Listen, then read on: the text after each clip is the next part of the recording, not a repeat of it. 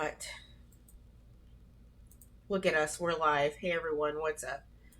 How are you doing? We're all like, we're back. Last week we had some technical difficulties, but we are back on track. We got 3 episodes left, including today, so technically 2 after today of this season, because we do plan on definitely coming back for a second round of this at some point, depending on how the schedules work. But because we just have too much fun together, we just do, and 10 just wasn't enough. But that's me and my big mouth. But let's go ahead and get everyone once again introducing themselves, their characters, all that good stuff. And of course, Varnica's got that really awkward question for us to just do stuff. I sure do. I'm so excited. Oh, it'll be great. So hi, I'm Arnica, and I'm so glad we're back. I'm sorry, I was the technical difficulty last week as my grandcat ate my headset, which I discovered 15 minutes before we were due into the green room. So I've got a new one. It's awesome. Look at this. I'm a big girl nice. Now. I can click my mute on and off. See? Look at that. I vanished halfway through the word. Boom. So clever. I'm like a professional. So this week, I've got one real important question for everybody. If you had to explain the life and death of Twitter to your character, how would they react? Just try to sum up. Just try to tell me what would happen if you tried to sum up the life and death of Twitter to your character.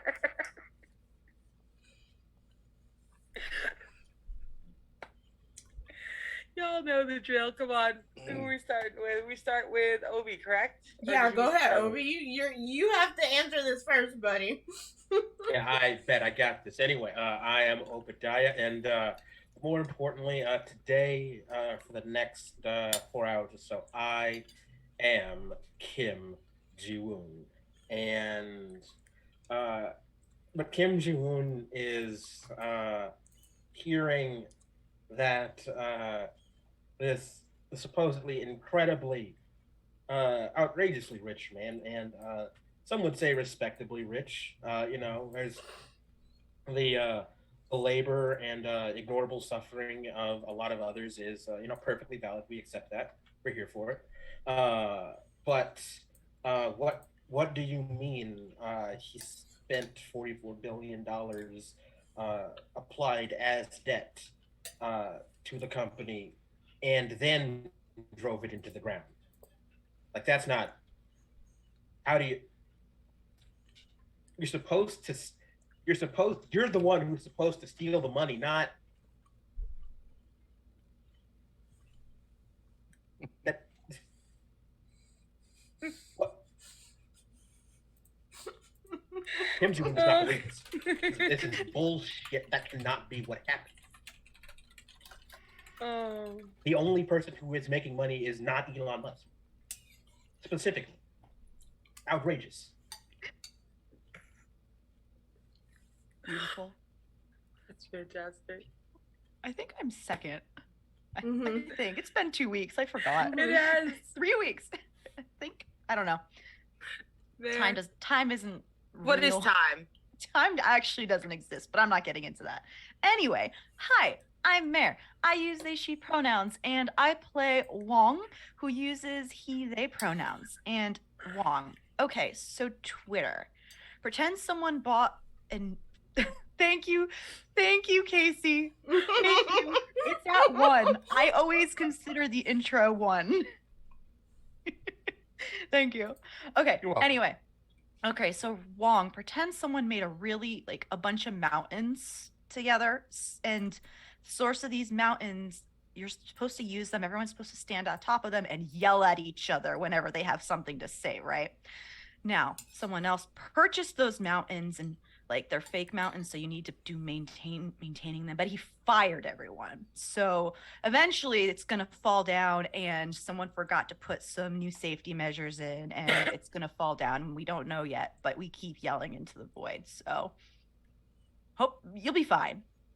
We're still here anyway. Mm-hmm. Now, how does Wong respond? Now, is Wong just staring at you? Yes. Like, so you stand on a mountain and you scream into the void, and sometimes Someone screams back. Is that not what Twitter is? Mm-hmm. I think you forgot the part where sometimes you're just sitting on your mountain quietly enjoying your day, and just all of a sudden 100,000 people with trebuchets show up to start launching flaming bags of shit at your mountain, and you don't know what happened until like 3 hours later, someone you like runs in and goes, "They found a tweet from 6 years ago when you was drunk. You fucked up." I mean, not me. I'm fucking. I'm policing my shit. Everything's a shit fire. All the mountains are on fire all the time, but yet we All the say. mountains are on fire all the time. Casey. Okay. Well, I mean, all you'd really have to tell Lofong is that a rich person got mad at something and wanted it taken care of, and he'd be like, "Oh yeah, I get it." So, it's just par for the course for him. He'd just be kind of surprised that it didn't require violence of some sort. Also, like, if you tried to explain to him what 44 billion meant in terms of like a number, he'd be very confused. So, yeah. Lofong is very He's salt to the earth. Yeah. Mm-hmm. Yeah, he really is. He just does things. He just, he doesn't think too much about it. He just does. So, yeah.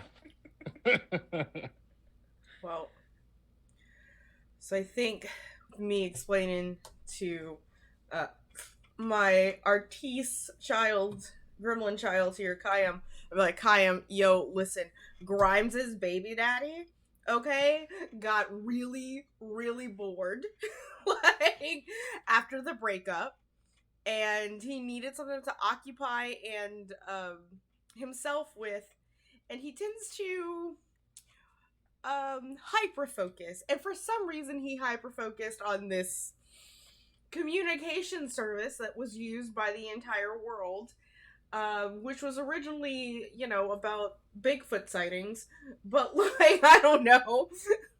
Listen, that's what I used it for. Like, to make sure people knew if I was Bigfoot hunting, where I was at. But like, he got really bored, spent a lot of money on it, and it was just, and now people are, yeah, it's just a fuck boy that got really bored and had too much money on his hands. Oh god. So, everyone, hi. This is a viewer affected game. If you want to affect the game with your bid subs and donations, hey, you can do that. Every 100 biddies here gives a reroll to anybody you see on the table that can roll dice. But you gotta pull up our spreadsheet because it's the only thing that's not there. If you subscribe to the channel, you can give a +1 to anyone you see here, and if you donate money, it is a sliding scale, $1 to $10,000. You can make a sliding scale idea that stays within the boundaries of our lines and veils, of course. And if it doesn't work out, I'll be sure to let you know. But if you do donate to Coffee or Streamlabs, make sure you are DMing me and letting me know what's going on with that, so that we can figure it out. On top of all that, we're still raising money for Extra Life. So if you're interested in donating to Extra Life, type in Extra Life in the chat, which I just did, and it'll bring you to our donation link. Well, most people here, I think, are still on the team. We met our goal of $1,500, and whatever we make at the end of the year will be our goal for next year, which will probably be around 17 or 18, because it all depends on how many subs I get, because I match all of my subs with the $1 donation, all of my sub points. And I think for this year, I'm gonna be, when it looks like it, November, we'll probably sit around 60 to 70. So another 20, 25, and I think we'll get that 100 from me. I've already donated 50 from September and October because I matched those as well. So yeah, if you got that Twitch Prime, just hanging the fuck out. and it's not doing anything, give it to me, and it'll go. We'll make Amazon pay for charity. So, all right, cool. That's all I got. I'm gonna finish stuffing my face with mini wheats, and because I just got up, and we can start playing a game. So, Arnica, go ahead, friend. What? God, it's been like 3 weeks. Yeah, it's been. It has. Mhm. It's been a Mr. Toad wild ass ride of a time. But thankfully, I remember what we were doing because I spent my time at work instead of listening to music, listening to us. It was fantastic. Very funny. My coworkers walked in and out on some bizarre shit. We had a great time. So here's where we left off. We left off with all of you having met with the secret Dalfay Council that really kind of runs Gowling. The city council runs Gowling, but the Dalfay runs Gowling. And while the city council has decided that they're not sure they believe you and they're not really ready to take a stance one way or another because you have brought them news really too terrible to bear, the Dalfay absolutely believed you from jump. As soon as you showed them, they went out, they looked, they confirmed. They know where your camp is, they know where the kids are, and they are sending word ahead that Kim Ji-woon in specific, but all y'all who travel with him are to be trusted, are to be sheltered, are to be given priority if you show up and you say that the cargo you're moving needs to be moved. Boom. You are priority over anything else happening. Right? So that's the good news. The bad news is they are doing that because rumor is moving real quick among the Fire Nation as well. They are trying to sweep their way across, and as they are, they're trying to clean up their mess. They're trying to find anyone they've missed. They're trying to, if they can make this problem go away without anyone really being able to tie it to them definitively. What happened to the air nomads? I don't know, man. One day they was there, then maybe they just don't come off the mountain no more. No, don't go up there. Trust me. If they can have plausible deniability, they're going to take it. So you really got, you don't have to. Maybe someone else would do it. But since y'all are heroes and saving children and shit, it'd be nice if y'all snitched on these bitches. I don't normally advocate snitching, but today I say sing. So it's time to move ahead. It's essentially time to leave Gowling. Your uncle, great uncle Boomy, and the Dalfay have gone ahead and made sure to set you guys up with any supplies you may need, enough for a couple weeks, so that regardless of whether you're pushing to Omashu or to some mysterious place that Kayam keeps alluding to, but not really clarifying on. But it's, it's, I guess, on the way. You're probably heading in the right direction because Kayam hasn't started like steering you any other direction. But it's enough supplies that you shouldn't have to stop unless you see something that makes you go, ooh, we should take a look at that. And now you can head out. What do you want to do? Do you have anything you want to wrap up in town, or do you just want to head back to the Butte? Just want to look around. Just do like a quick sweep.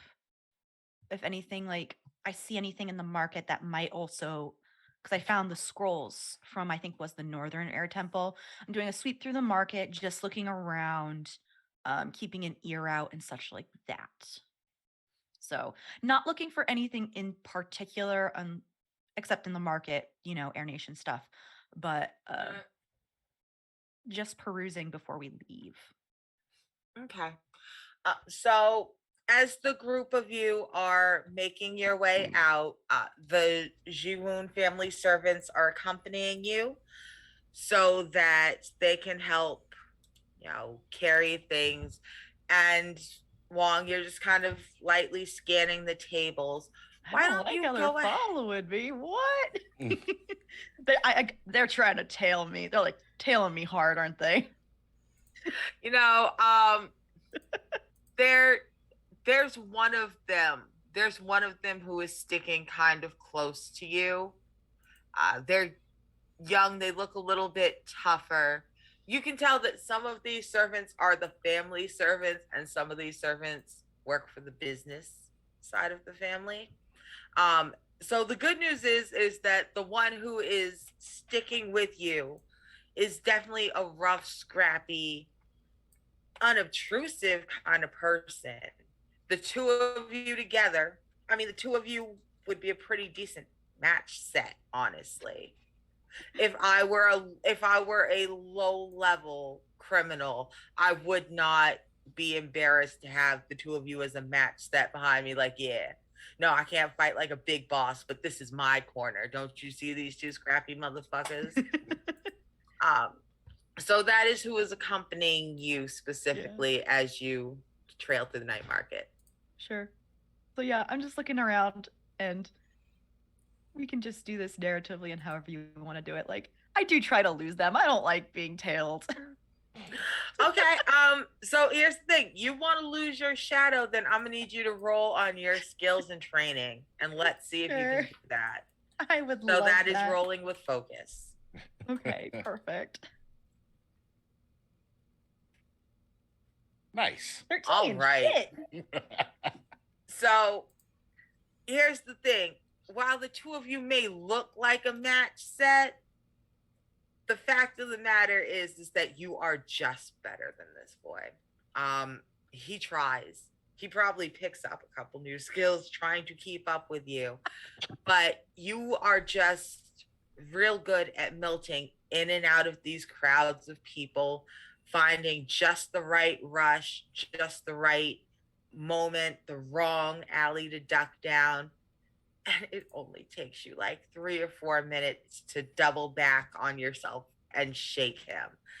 He is now wandering away in front of you towards the gate, leaving you separated from the rest of the party now, but on your own to make your way through the night market and out. Sure.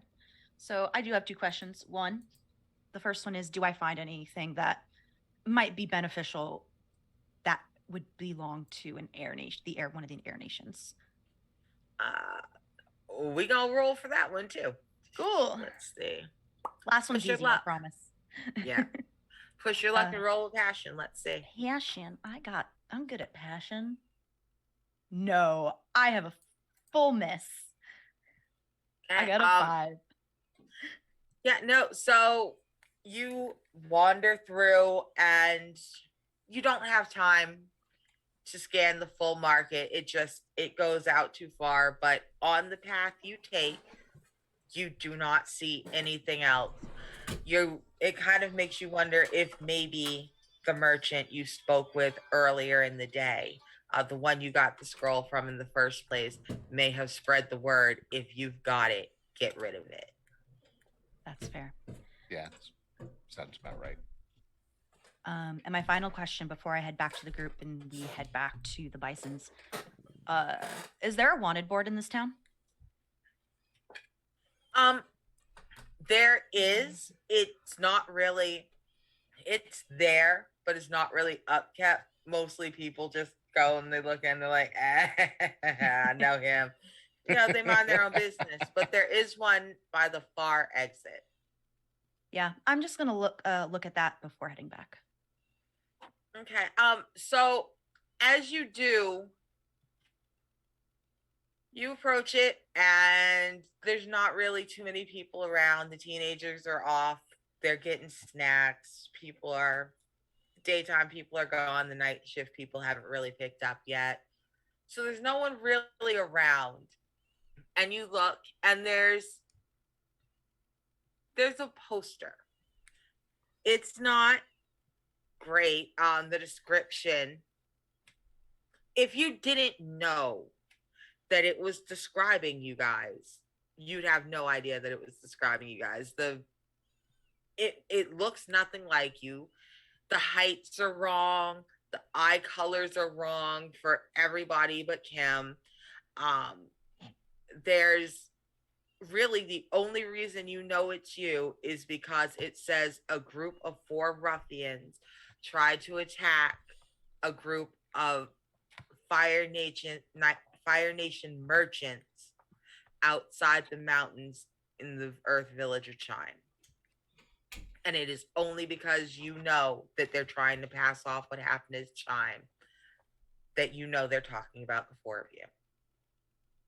I stare at the wanted poster and then making sure that no one is watching, that everyone is sufficiently distracted or far enough, I will take that poster off the wanted board, wander down into an alley, and just like slowly tearing it to pieces.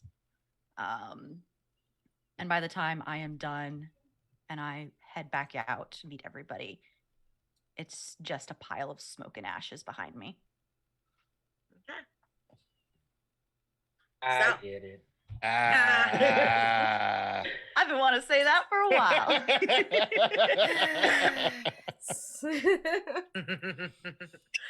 So, are you going to tell anybody once you guys get out of town and put some distance between you and the gate? You have a pretty reasonable distance walk back. The servants did not leave town with you. They helped you carry things to the gate. They helped you arrange it. But they've got it on packs for you, but you guys they know that you don't want to be followed, and they've been given instructions not to try to follow you when you leave town. So do you want to talk about it, or are you going to keep that to yourself? I will talk about it, but I want to let everyone else see if they have like anything else they want to do in town first. Okay. Anybody else? Is there anything you want to do while you are still in the gates? Yeah, I don't think Kayam would have. I understand that I roped Little Zhang in on the implicit promise that it was going to turn out for him, and it would be very funny to just walk away. Learn him a little bit that sometimes your older cousin needs you for something, and you just got to get it did. But no. This might be the last time I see him for a long time, maybe for all time. So I got to double back and let me see if I can't at least get this kid into a good and proper party before I melt away. Okay. So real quick, while everyone is making their way through the market and grabbing the last 1 or 2 things that the servants insist you guys need, things that they couldn't pull out the house, but you guys have to get it, blah, blah, blah. You double back, and right where the night market meets the art district, where it's a little bit more fun, a little bit more loud, a little bit more extra. Your cousin is with them 2 girls from earlier. And the little blonde one, the one who was ready to fight God, Wong, and everyone else, because she knew what her plans were for tonight, and they involve Mr. Zhang Jet Jiwoon. She cannot believe it. She is just staring at you like, Jesus fucking Christ. All right, Mr. Zhang's just looking at you like, hey. I can respect persistence, but anyway, this is my first night in town. This will be my last night in town for a while. As you may or may not be aware, I am Kim Ji-woon. This is my younger cousin, Zhang. Stick with us. We'll show you a good time. And just gonna snap my fingers and because it was necessary.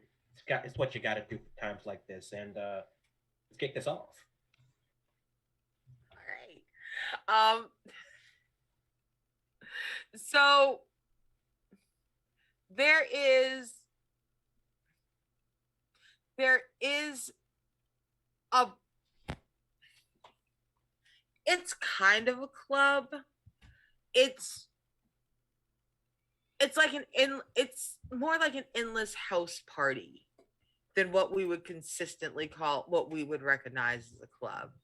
Um, because it used to be a very nice, not an upper class residence, but as nice as you could be while still being in the merchant district. It's now just a constant, it's like a bar, it's like a club, but they don't have clubs here. This is something new and it's vibrant. Nobody, like, you have to have an invitation or you're on a wait list to get in. It's obviously the coolest place there, Mr. Kevin. You gonna try it? Y'all gonna try to get in? I'm walking straight Not in. Lofong. I'm the coolest person here. Okay. So here's what I'm gonna have you do. Do you have a move on your playbook that would supersede me having you roll for pushing your luck?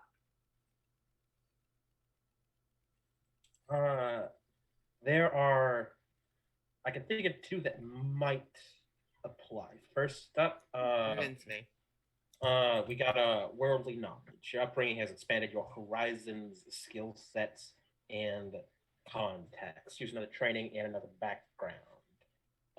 So like if the people at this door who are perhaps considering stepping out of my way, stepping into my way, are privileged, urban, or outlaws, they are seeing one of their own approach.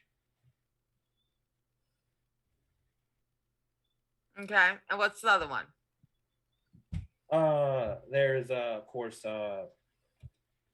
black koala sheep. If I get a little extra, get a little fresh, get a little strange. You behave in a way that shocks and unsettles people from one of your backgrounds. Roll with creativity to intimidate them, or push your luck. So if they think that they're going to stand in my way, I fully intend to rely on my natural and correct sense of entitlement, because it is the way of the world to step out of my way, because I am Kim Ji Woon, and I will not tolerate anybody telling me that the club is too cool for me. That shit ain't true. How you gonna hate from outside the club? You ain't even got in yet. Okay, so let's go ahead and try this. Here's what we're gonna do. I like that first one. So let's go ahead and go with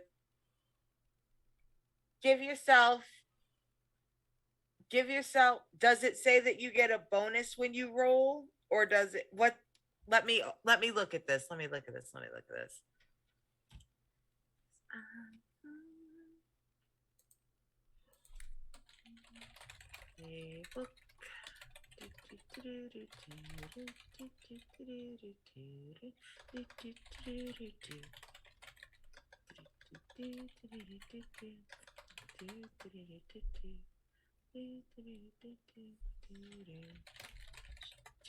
Oh yeah, a bitch's eye dream at Cheney old.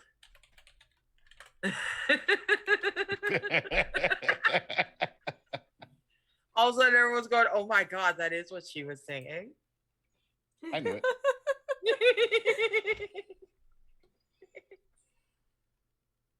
Okay, here's what we're gonna do. You go ahead and roll a push your luck. If there is anything you have to add narratively or as a bonus to that roll, go ahead and do that afterwards. You walk up to the door. You guys are just sweeping in like you own the place. Let's see how that works for you. Because I assume at a glance it looks like perhaps they are not getting out of the way. So what Well, I don't I'm know. go- Whether or not they immediately get out the way will depend on your roll. So if you roll, it'll depend on whether they immediately go, oh shit, that's Kim Ji-woon, and move, or whether you have to talk to them. Okay. Luck with passion by default, yeah? Yeah. All right. Let's see what we got here. Forward, that's 10. Full Damn. success. That is a full success. So here is what happens. It literally works exactly as you said it was going to work. Jean did not believe you. He thought that he was about to see something absolutely hilarious. You guys were going to walk up. They were going to look you up and down, shoo you along your way. He and the girls were going to giggle. Everyone was going to go get some spicy noodles. You're on your way out of town. It would have been a hilarious story to end the night on.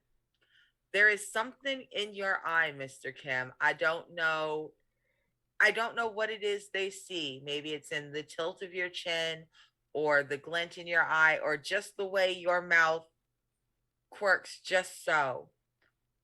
But they recognize not just a Ji-woon, but a man that they're not sure they want to try to tell no to.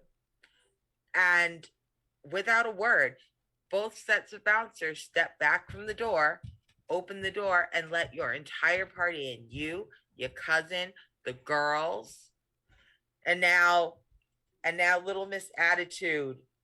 Little Miss Attitude is just she's besotted. She's just clinging to Zhang. She's like, your cousin is so cool. And in y'all go. You only got a little bit of time though. They can stay as long as they want to, but you only got so much time because everyone is making their way towards the gate. So what would you like to do with your cousin to finish kind of wrapping this up, making a memorable evening and goodbye for the two of you? Let me flip Zhang a little bit too much alcohol. I guarantee that no matter how his night goes, somebody's gonna be having a fun time. Then I'll slip out through some kind of back door because I ain't got time to stick around and dance. I got places to be. Okay. So you go up to the bar, you set them up with the first round. Nothing too strong because they're goofy ass kids, but also, fuck it. They're half grown. Let them have fun if they want to. You're half grown. You also don't have any sense. It's fine. So you set them up with a round of, I don't know, a couple beers, something fruity, something stupid, and push a little something into your cousin's hand. Give him the nod. He gives you the nod. And you just let yourself out the back. There's a group of people talking, smoking by the back door. You duck out past them. And you happen to, as you are walking by, you catch Wong coming out of the alley. And so you meet up with them there as the two of you walk towards the gate together. If you wanted in, you could have just followed me.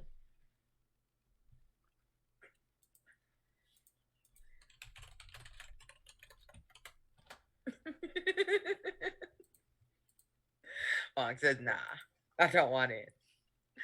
All right. So let's check in. Kaim, you said, nah, you just went straight through the market with the servant. Yeah, I mean, first of all, we can't let Lo Fong just, leave by himself. That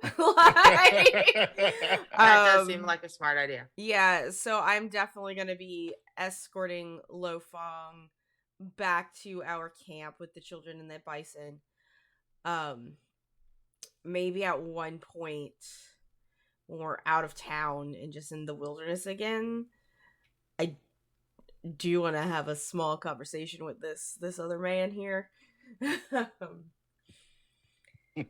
Oh, I imagine so. Mm-hmm. Yeah. Mm-hmm. And just real quick, let's check in with Lo Fong. Lo Fong, how do you feel as you guys are leaving town? What's going on with you? You've had a hell of a day. A been a little day. ass girl whooped your ass, and a ghost touched you on your neck, and some people like a little ass girl whooped your ass. She's like, what you? And she just jumped you. You ever seen a pit bull get his ass beat up by a squirrel? Because that's what happened to you. I'm sorry. It's not funny. It's very funny. It's It is. funny. It's kind of funny. Yeah. So yeah, you had a day. How you doing? You know, all things considered, could have ended worse. Could have been better. You know, it's in the middle. Is that on our way out of town? Is that like little memorial thing like on the way out of town for us? No, it really is kind of it. You know what? Yes, it is. You guys split early as you were leaving the council house. So you and Kayam went down that road past the shrine to get to the night market. Wong Shadow vanished way fucking early, and Kim broke off as soon as y'all hit the noodle shop. So yeah, it was just you and Kayam as you went past the shrine. Yeah. So as we pass the shrine again, Lo Fong's gonna stop again, and if there's like any leaves that may have fallen near it, he's gonna like consciously sweep them away, and he's gonna spend a few moments just kind of like closing his eyes, bowing his head in front of it. And then after maybe 20 seconds of just kind of standing there, he'll like sighs, kind of straightens up, and he looks back at Kim and he's like, all right, let's go. Yeah, and you do kind of notice that Kim is quiet when you're alone with him. And that is it's unusual. That is, yeah, no, it's Kayam is a big talker. So I think at one point when they're again like sort of back into the wilderness, Kayam will sort of like stop and be like, hey, since we know now, I'm gonna ask you an honest question.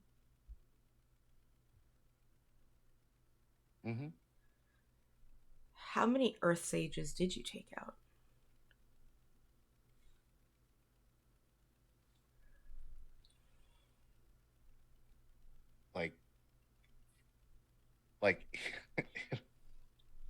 And like there is an almost deadly look on his face.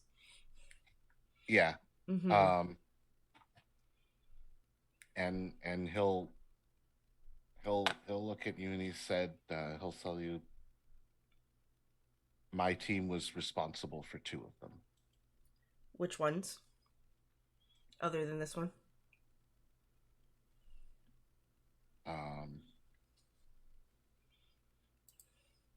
There was one to the northeast of Ba Sing Se. Name? I don't remember. And like he'll take a couple of steps forward and like walk past you and just stop, and he goes, I hope for your sake it wasn't my family.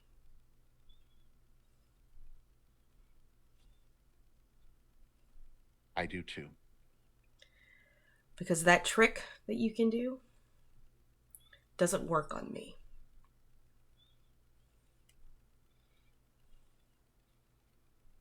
And he will keep walking. And Lo Fong just kind of nods and follows.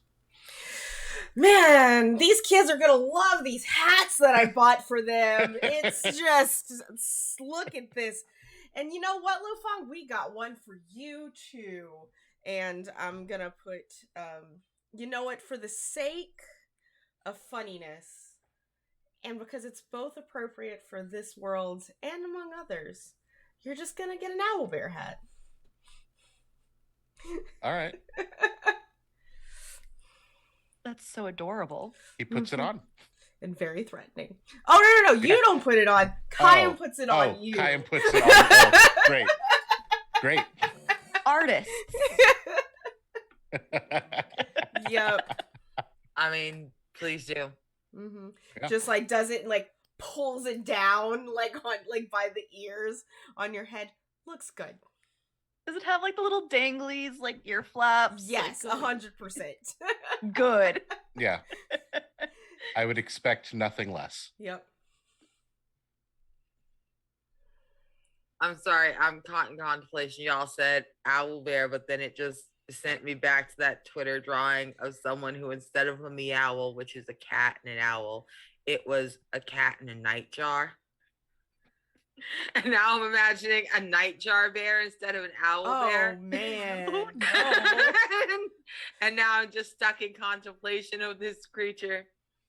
What a fucking horror. And Okay, and I've also seen a moose bear, and that's terrifying.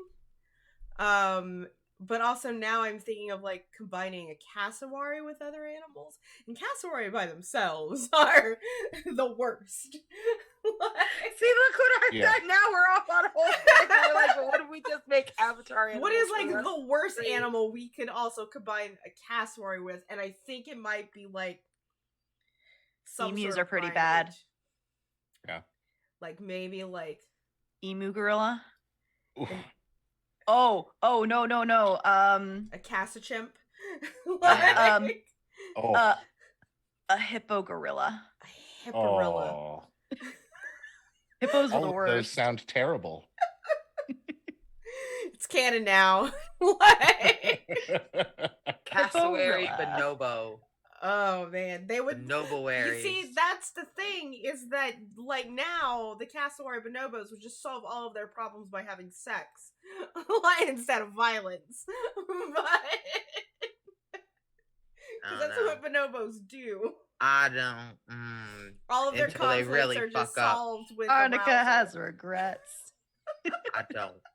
I don't trust I other I primates. know lots of very strange facts about animals. Like, I had those binders as a kid, and you get like the little leaf. It's not the zoo books. It was like a binder, and you would get these Yes. leaflets Oh, like all the time. in Those the things 90s. were Yeah. so man. Look, 90s kids. There was this whole great space right before the internet really took off, when they were trying to figure out how best to market things like the Encyclopedia Britannica Oh, and yeah. all that heavy information to parents who could not afford like the $700 that it was. So they had all these science facts things and space.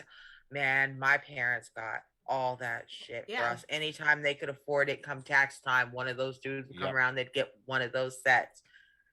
And that's how a bitch read an encyclopedia. It Yeah. was definitely a push for kid STEM at the time. But It yeah, was awesome. it's great. Listen, 90s was a thing. Anyway, Anyway, we are so look what I've done. look at what we did. It's cool. No, it's fine.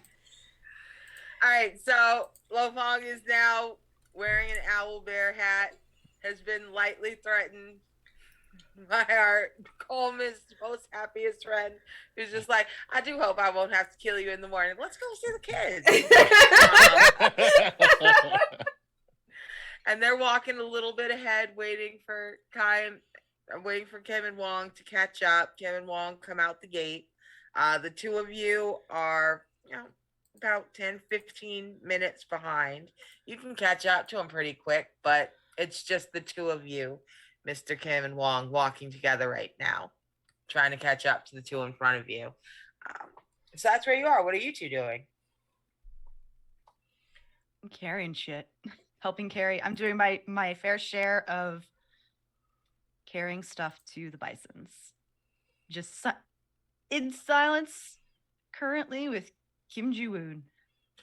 I mean, to be fair, you're probably doing slightly more than your fair share carrying shit. I I wasn't- carried my cousin's fair share of suckers. I wasn't gonna say it, Arnica. I mean, I'll say it. We all know who Mr. Kim is. That's why we like him so much. So I love Kim Ji-woo. Love him. Yeah. And he Great. will shitbag. If he can get away with it, he will shitbag. Such just as like- having his servants put a little extra some of his weight on your back. Like, I feel like, correct me if I'm wrong a little bit, Obi, but we're not best friends, so I feel like this is just like a slightly awkward silence as we're walking. A little bit. I did not expect to see you walking out of that club. It's weird, man. We're going to the same place. I can't just leave. But yeah. That's so funny. So Mr. Kim thinks that you were also coming out the club instead Nope. of coming out the back alley. Just look at each other. I say nothing. I'm like, let's go back to the bisons. Well, I don't say the bisons. Let's go back. Yeah.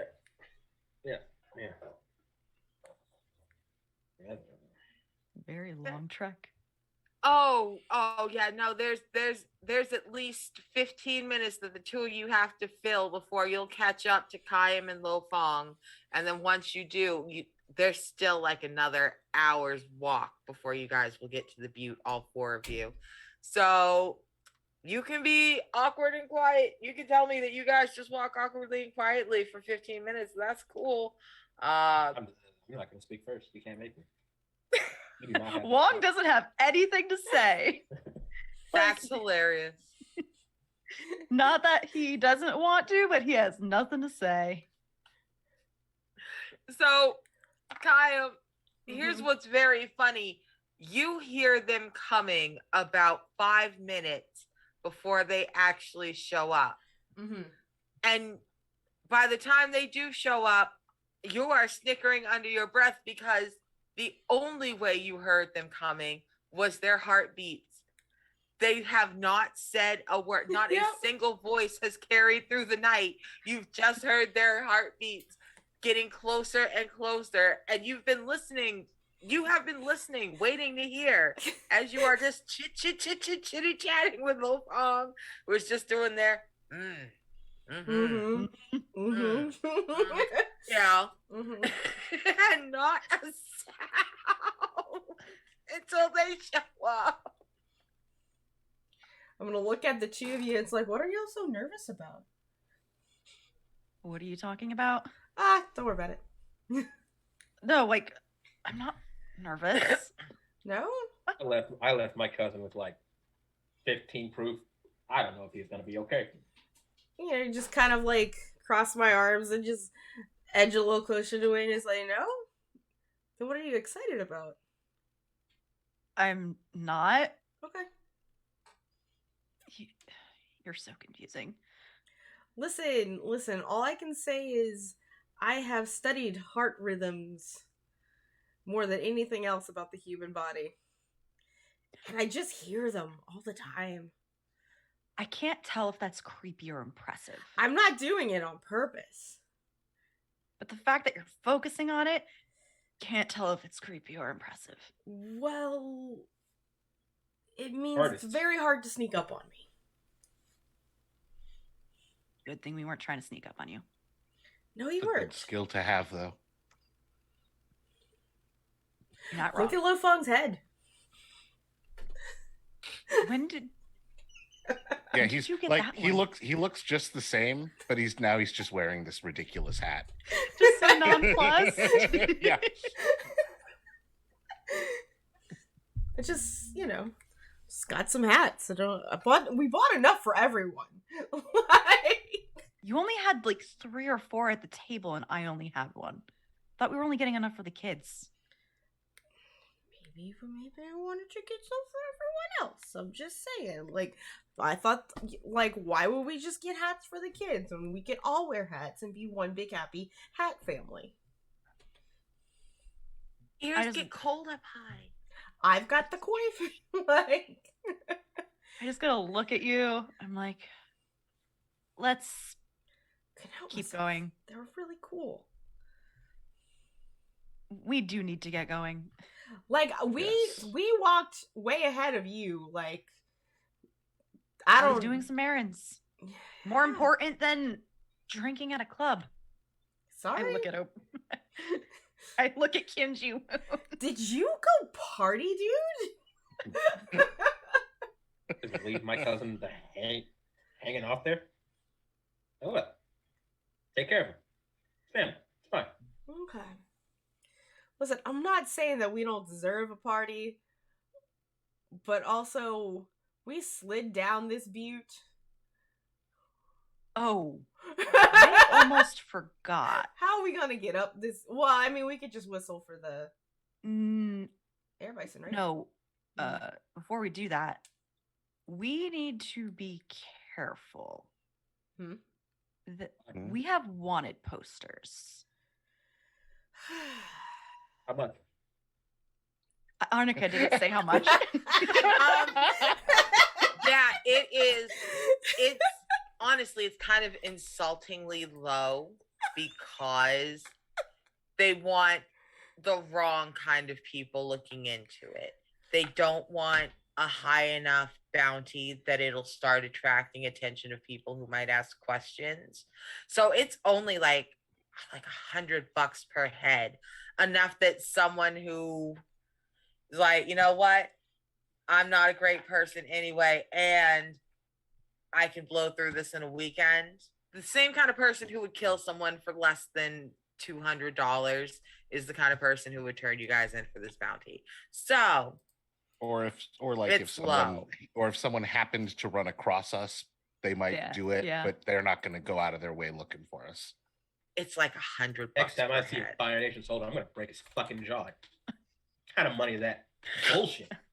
Yeah, the amount they were offering was a pittance, but it's the type of people that are extremely rough and violent that would go for it and cause us a lot of problems. Those are usually the easiest to fight off, though. They are, but they're also more numerous. Crowds are more dangerous than an individual most of the time. I'd rather have them than what a higher bounty could bring. Yeah. Thankfully, their artist was shit, and the descriptions were wrong. Like, it did not look like us. And we probably have nothing to worry about. It's still better to know than not. So if we do end up touching down at another relatively decently sized town, we should keep our heads low. And I just glance at Kim Ji-woon out of the corner of my eye. Apparently they got my face wrong, and they're offering some cheap ass bounty. Kim is clearly just offended that this is not a more glamorous bounty. Hey, you can always up the ante by doing more terrible things. If you do that, though, I will throw you off the bison. Lo Fong kind of puts his hand on Kim's shoulder, and he's just like, "Trust me, it's better this way."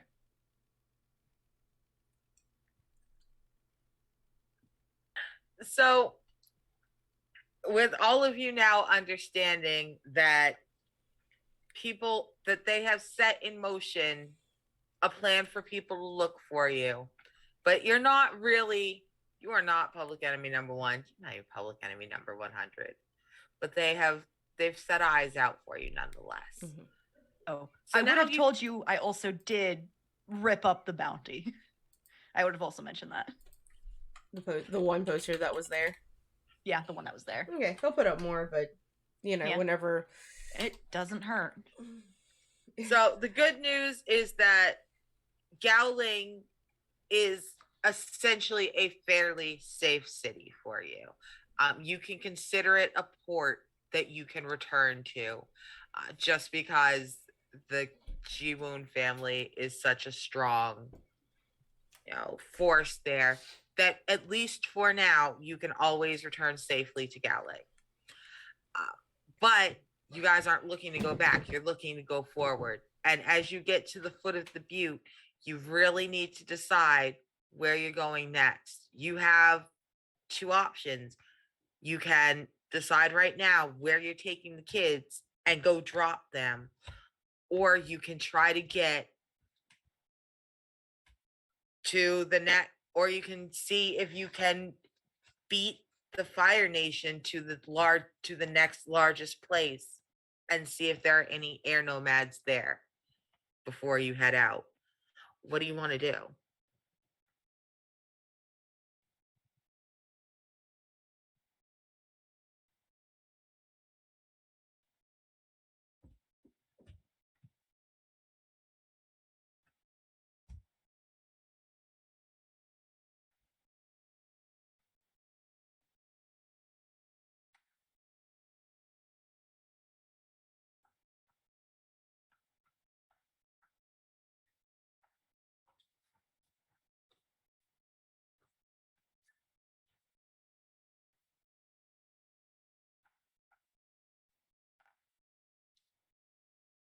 I made my granduncle a promise, and that means I've got places to be, and I got places to be that ain't appropriate for kids, especially not kids who are endangered. You get them hit. I don't want to rush towards somewhere, not even knowing that there's more people to help. And we need to get the kids somewhere safe. All right.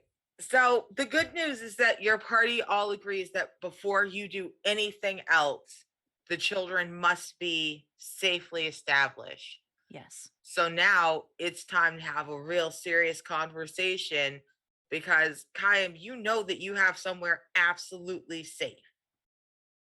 But it is going to involve you actually now telling these people where to go, because that means that it's the very next stop.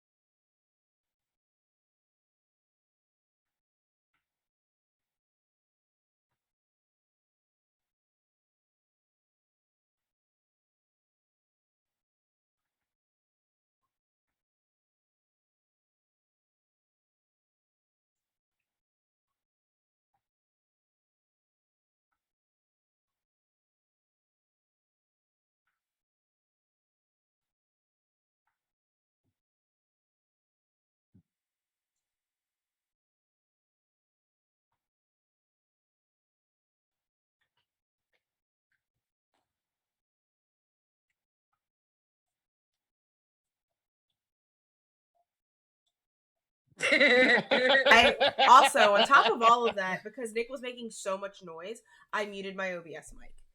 Anyway, yeah. So they didn't even hear my fucking speech. Thanks. No. Thanks. Fucking thanks. I'm just gonna repeat it. Fuck it. I'm gonna repeat it. Say it again. Do it. I'll say it again.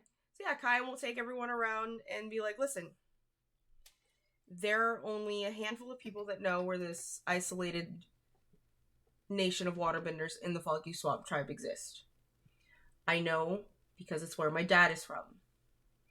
I'm not going to tell you who else knows, because the isolation is important to these people and is important to preserve their culture.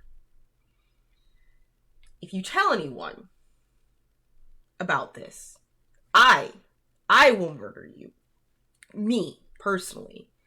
Because you're going to put these humans in danger. I am putting them all in danger by bringing you there.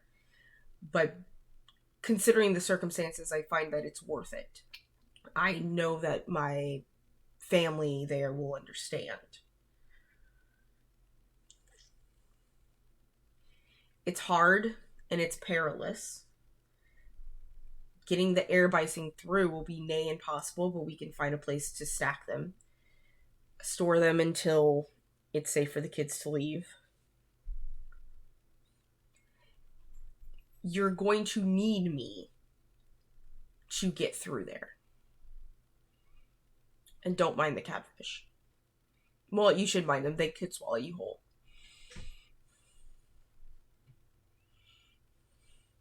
They have big faces, big mouths.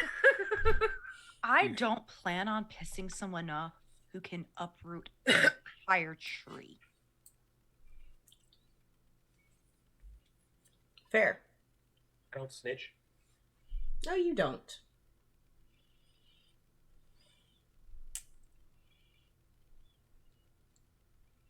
Hey, Owlboy. You good? Oh, yes. Good. Great. I really don't like murder. I haven't done it yet. But I'm not above it either. Like... Don't make me do a murder. Listen, it's your family. I wouldn't fault you. Yeah. Family's important. Also, then like he kind of like breathes in and he like breathes out and he's like, don't let my dad annoy you too much. More or less annoying than an obnoxious teenager or when we first met Kim Ji-woon. I just laugh. I go, you know what? He was my mom's type, so I get it. Like, at least once. For one day.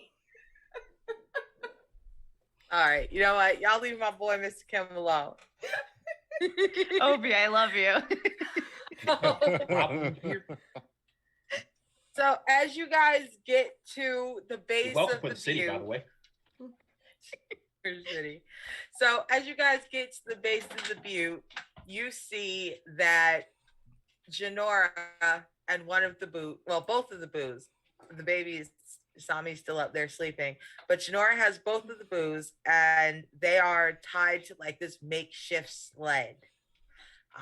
It will drag you guys up the butte so that the boos don't have to keep going up and down, lifting all of you. So it's quite easy to get to the top. It just takes a few minutes. And when you do, you see that the kids are waiting for you. Ahani has made sure everybody's been fed. Everybody is well rested. The kids have had a chance to kind of play, to spend some time quietly with each other. And they are all very glad to see you. Camilla immediately gets right up on as Camille gets right up under Kim Ji-woon. She has missed you. Your little shadow has reconnected. She is she's got her hand tangled in your clothes. I hope you don't plan on going nowhere again, Mr. Kim. How terrible of you to leave her. She's mad at you, but not mad enough to let go. But just know that you are getting looks. She cannot believe you left all damn day. How dare you? I pass out so many hats. Who gets what? Oh man. Okay, so what did we have all again? I know there was a koi fish. I know there was turtle ducks. I had an ugly orange, green, red one. Yeah. Just I actually kind of like to see like the, I'll do like one thing. It's like I'll be like, all right, guys, whose favorite is a turtle duck? Right. So instant glare. Waiting for someone to raise their hand. So right. So Camille she is torn. The turtle duck is her favorite, but she would have to stop giving Kim Ji-woon a dirty look to tell you that the turtle duck is her favorite. She's trying to decide whether she's going to get her child's having a dilemma or look betrayed. So you see her shifting back and forth, Kayam. You can tell that the answer is her. Well, Camilla, don't you worry. You don't have to let go of Uncle Kim just yet. And I just like whoop the turtle duck hat on her head. And now the children all remember. Now see, we have hats as presents. Kim Ji Woon will remember this.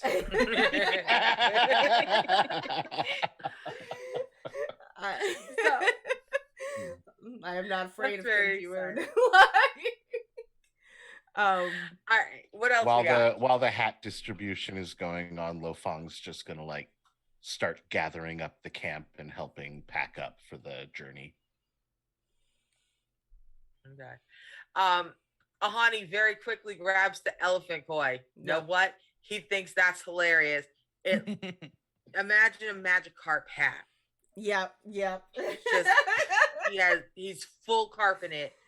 And he is Lo Fang, he's assisting you with breaking down the camp.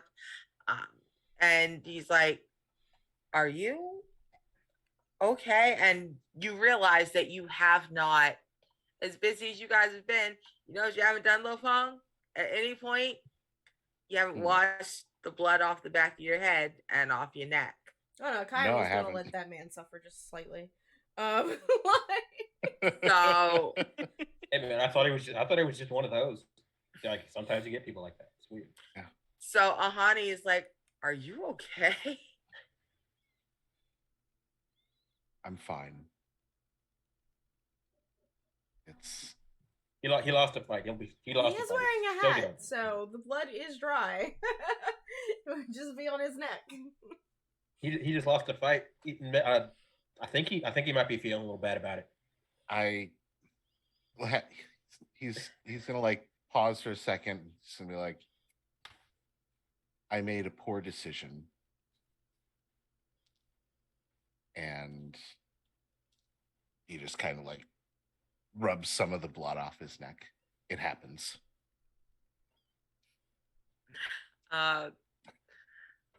He just kind of looks at you. Then he looks around at all of you adults, and you're all just kind of giving him. You're not really looking right at him. You're doing the, you know what? I'm not involving a child in this. Mind a child's business. So you're doing that. I'm not looking straight at him. I'm just minding my own business kind of thing. He realizes that no one is going to clarify further, but everyone is insisting that Lo Fang is fine. So he's going to sigh deeply, finish packing up the kids, and look right at you guys and be like, so where do we go now? Actually, before you go, you got a minute? And just kind of like nod off to the side. And Ahani's like, yeah. He leaves the kids with the rest of you, and Wong, the two of you step towards the edge of the butte where you can speak privately. I give him a minute, and I will begin rummaging through my bags before taking out the 3 Air Nation scrolls and holding them out to him.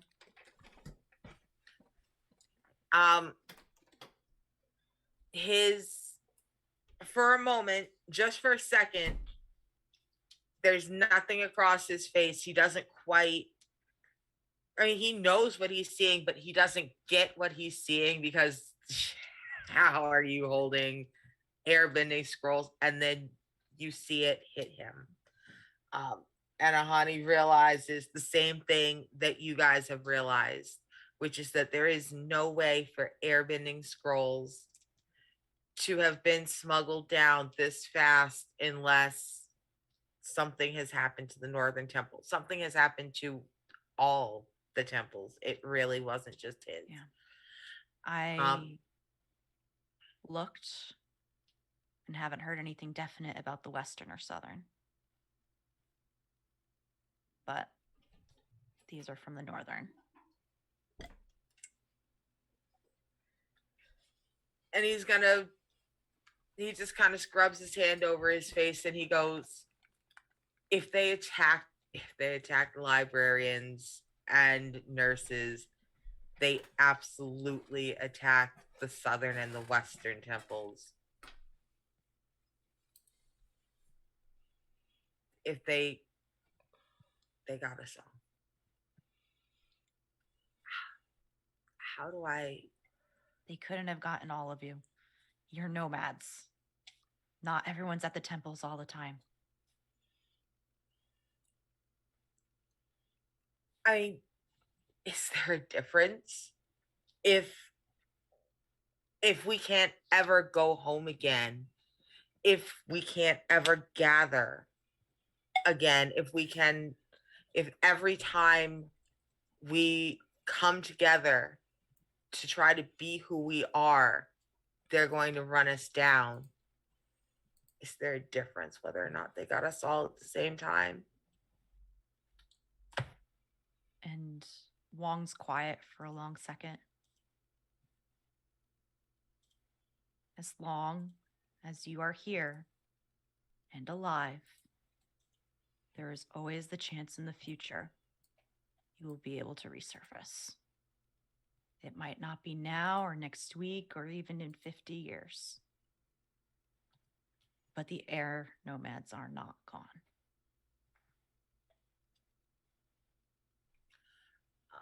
Ahani very carefully rolls up the scroll. He tucks it into his clothing, very close against his skin. And he puts his hand on your shoulder, he squeezes it, and he says, "You've been a really good friend, Mom. You really have. And you're a good kid, and I'm proud of you." But And so the two of you head back over to the main group, and Ahani looks at all of you and goes, "Where do we go? What's the plan?" I just got directions. Good place. Safe place. Place people don't come looking. Place people won't even know to come looking. Yeah.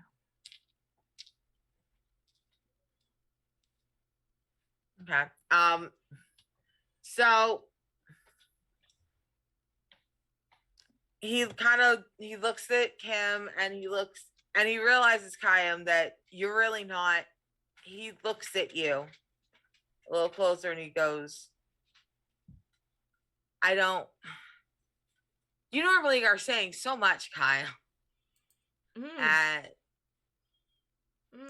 Sorry, I'm where just are we really going? tired. Yeah. I'm taking you to my dad's house. And it's in a place that you need a waterbender that's from there to get there. Okay. He starts to say something and then stops. And goes, okay. Well, I guess that means you have to ride with me then. We have been riding with him I think Kayam has been riding with him the whole time, him and Kim. Yes, but in case anyone was going to shift up and reshuffle, he wants to let you know that you definitely have to stay on the lead bison. Yeah, and for the record, getting the bison through initially, especially the big ones, the boos probably, but the big guys, we might have to just stash them somewhere temporarily until the people at the home can figure out a place for them. His face kind of clouds over, but he does not argue. Either he thinks that maybe you are overestimating how tough this is going to be, or he's got a child's confidence that they will figure it out. Yeah. But also there's enough of an adult in him that goes, oh no, what if we really can't figure this out? Either way, figure it out. That's later y'all's problem. Yeah, right? getting y'all safely somewhere is an us problem now. And we got it figured out. And I'll put a hand on his shoulder and I go, I promise that it's safe. It's probably the safest place in the world for you to be. All right. And that's good enough for him. So once all of you mount up, the old man of the mountain is exceedingly happy to see you, Lo Fong. no one, honestly, no one has ever been as happy to see you as the old man of the mountain is. This is really, I really hope that you are prepared for the deep emotional investment that an air bison has in their human. He's stoked. He's got his big funky ass breath all in your face as his head is taller than you. I don't know why he's trying to get his head in your lap, but he has dumped you over onto your ass so that he can try to just So you're gonna have to give him a couple good scritches. He's thrilled. Uh, he lets you mount, load everything up, and you guys take off. Considering that Lo Fong thought that there was a good chance he wasn't going to leave the city alive, he's pretty happy to see the old man too. Right. Maybe he can tell that he absolutely can smell that you have been hurt at some point. Or not, he most certainly recognizes the blood smell on you. So that probably has a lot to do with what a pain in the ass he's being right now. Him love him daddy. So it takes you guys a couple days of travel. You park down, you land where you can in very remote areas. You skirt the edge of the Siwang Desert in one spot. You come up on the coast towards the other, right where, not too close to the Kyoshi Islands, but not too far from the cliffs where it used to be the Kyoshi Peninsula. And slowly, over the course of about a week, you ping pong your way through these abandoned areas until you reach the edge of the foggy swamp. You make it at least a day in, all the way until the vines really start thickening, the branches overhead start to interweave, and it occurs to all of you that it has been at least a day and a half since you have really seen any clear sky behind you or to either side. And once you've made it that far in, now only Kayam knows where you are and what to do next. And normally I would tell Kayam to get you guys through here, but I'm a butthole and it's about that time. So let's take a break. And when we come back, Kayam will navigate you guys through the foggy swamp. All right, y'all. We will be back in about 10 minutes here. Take care of yourselves. Get some water. Get some snacks. See you soon. See you soon. Snacks.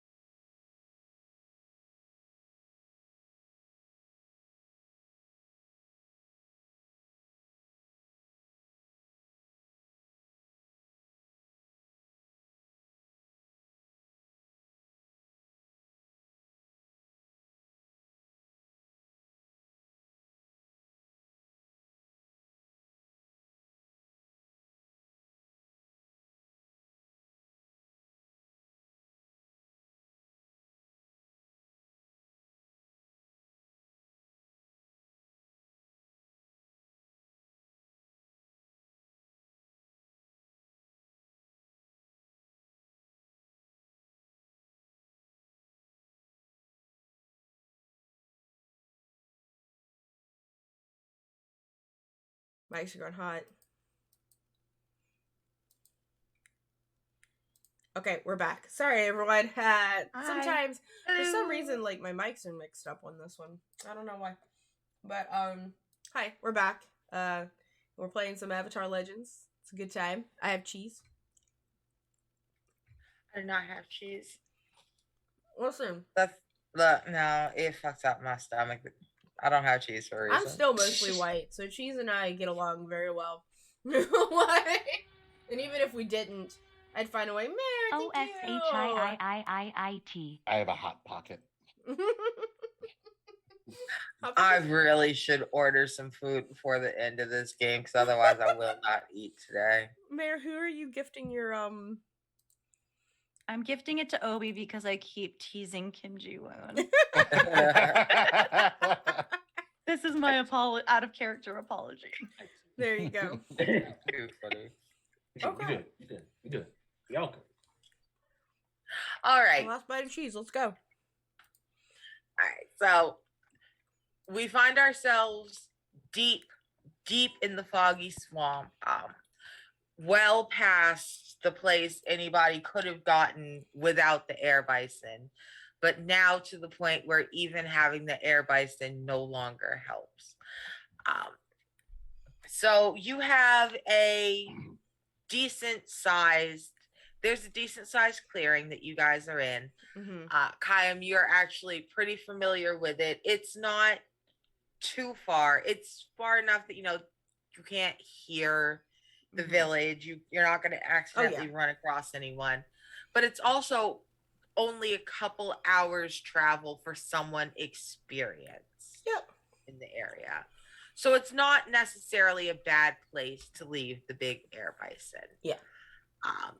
You guys can choose whether or not to bring the booze with you to help carry stuff. They're small enough that they'll be able to navigate with you pretty easily in and out. Mm-hmm. But it's time to settle the big boys down and head out. What you want to do? And, I would just like to point out, like, this place is I think the best place to describe, even here sitting at the edge of the wetlands, it is sticky. Everything is sticking to you with moisture in the air, moisture on your body. In fact, it's so sticky, Kayam will take his shirt off. And oh no, what? Oh no. But the thing is, it's like he's Cold not Titty doing Kim it. strikes again. Yeah, he's not doing it in the way that he did it, like, back, a couple days ago in town, so much as just, like, it's almost a necessity to not wear a shirt here.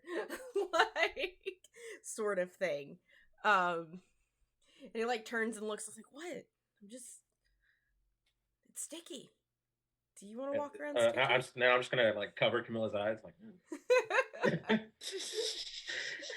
The first time Wong slides off of the old man's back, and just you hear the squelch of water and grossness, and just there's a full body shiver for Wong. I hate being wet and damp. At least it's not cold. Can you imagine being wet, damp, and cold? Ooh, gross. Cold doesn't bother me too much, but I hate being. This is gonna be miserable. Lo Fong will take off the long cloak that he's been wearing most of the time, and now he's just kind of wearing a loose shirt that's kind of cut off at the sleeves.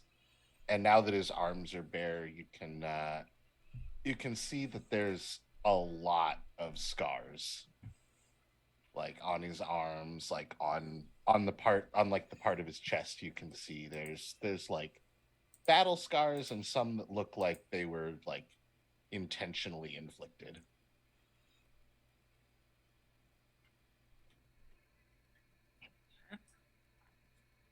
So everybody's getting comfortable. The children are complaining. They're hot, they're sweaty, they are used to cool, refreshing mountain breezes. Yeah. And this is hot, wet air. It's a little oppressive. It's touching them. It's heavy. It breathes funny. Children are not happy. Mr. Kim, just know you gonna have to tote yours. She is over all of this. She is, if you have never seen the little girl being bothered by Snow White while she's eating at Disney, she's small and I mad know like exactly that. what you're talking about. Yeah. I do not. Show me later. Yeah. Oh my yeah, I know gosh. exactly what you're talking about. She is not having any of this.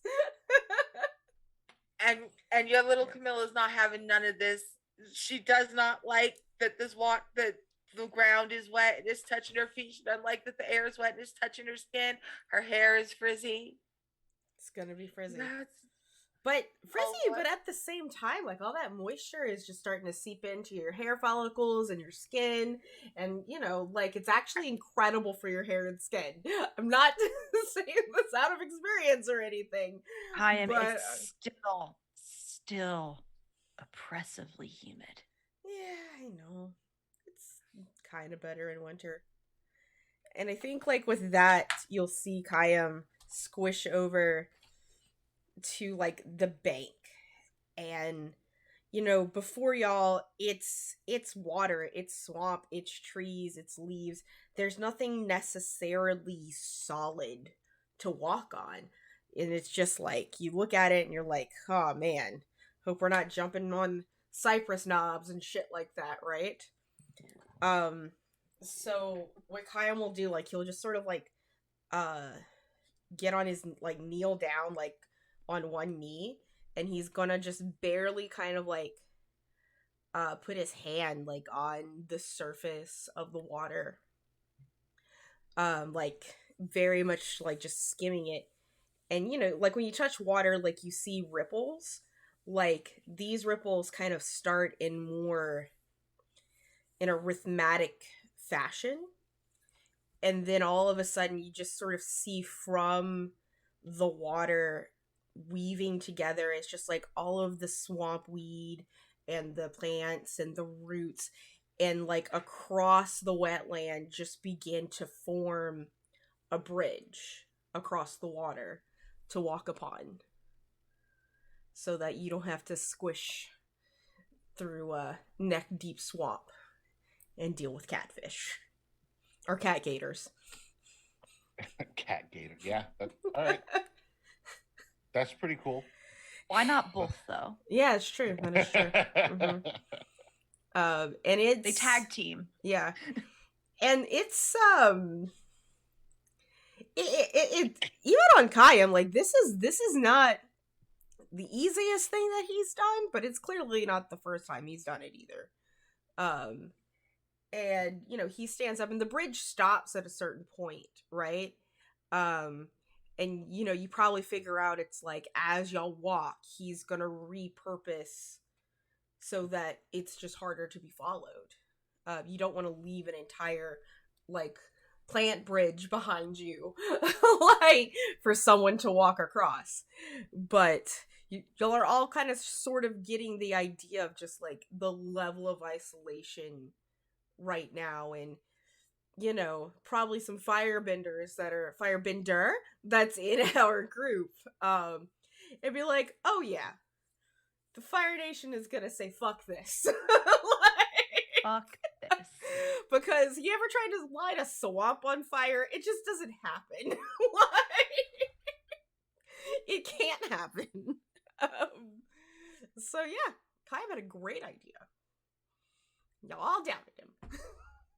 And it's gross. It's so freaking gross. Mm-hmm.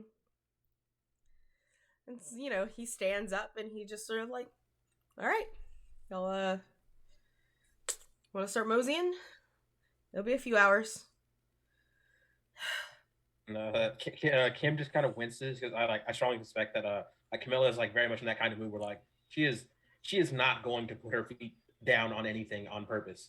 And I have not understood that sometimes you're supposed to say no when children demand things. So this is just a workout now. All right. You are correct. She is You got her now. That's your luggage. So the good news is that you don't have to keep, is that the booze, they will strap all of your share of everything else. Anyone who's toting babies, your stuff can get strapped to one of the booze because you're going to need to shift them constantly. You are not prepared for the way your arm is going to die. Just can't use this arm. Can't use this arm. Just cling to my back. Just anyway, I had a large child who wanted to be toted. He was so big. I love my baby. Anyway, I love my baby. Okay, I'm fine. It's fine. As you should. I'm just saying, the world would be a lot. There would be a lot more happy people if everybody loved their kid as much as I love mine. And if you don't love kids, don't have them. That's my opinion. Yes. Nothing wrong with being like, you know what? That's not for me. I'll come play with yours for 5 minutes every 5 years. Anytime I'm like, you know what? I don't even want one around. I just want to see something small and human shaped, but it's not like a real person. It's its own little like pseudo person. Let me look at that. Oh shit, I love that thing. Oh no, go back to your mother. You did something weird. Like, that's perfectly valid. I hate children. Anyway. Some people just cannot. They're like, no, look at that. That is. But I love that you love yours. Oh, absolutely. This is in my call outs. I love how much you love your kids. So we begin the swamp hike. We begin the swamp. Everybody steps forward onto Khaim's bridge. It sways a little bit underneath you, and you realize that only in a couple places is there anything anchored. It is very much Khaim supporting all of you as the bridge begins to unravel itself away from the banks until really you are only supported with a couple of feet ahead and behind you. Khaim, go ahead and explain how you guys navigate through.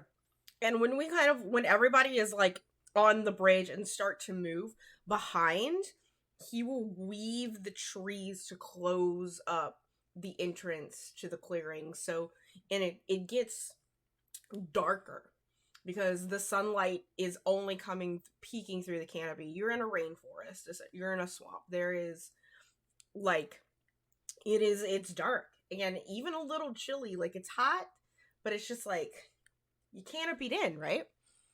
And through the navigation, Khaim knows where he's going. He knows how to get to where he's going. But it is a little exhausting. Sometimes he has multiple people helping him out on this. But it's just him doing it. And so every time we go, he can probably make about 100 feet worth of vine bridge as y'all move. And then once it's in, like, as y'all walk, like, whoever is at the edge, Khaim's in the front leading, and whoever is at the back, like, as like your foot lifts, it's just like those plants go away and it just reforms where Khaim's lifting, and just it's walking, and it's very cool, but it's a little taxing. Like, oh yeah, I bet. Yeah. You, for someone who doesn't use their body for things, it's very taxing. Like, maybe even after like 2 hours, he might want to take like a breather on a big old cypress mound or something, just to have like a break. And he'll need like a 30-minute break of snacks, and then like, hydration. I mean, as far as hydration goes, your skin is absorbing all of the water you need. Like, but sometimes your mouth is just mouth tastes swampy. You gotta rinse it. If you're not used to the air tasting both wet and green, that will fuck you up. You're like, no. I'm used to it though. Even Lo Fong seems to be struggling with it a little bit. So you guys are so far into this almost twilight dim swamp. There are hints of fireflies, even though it's quite early in the afternoon. It's only like 2-3, but you can see light You can see spirit lights as well as fireflies. There is a faint bioluminescence in some of the fungi underneath the trees.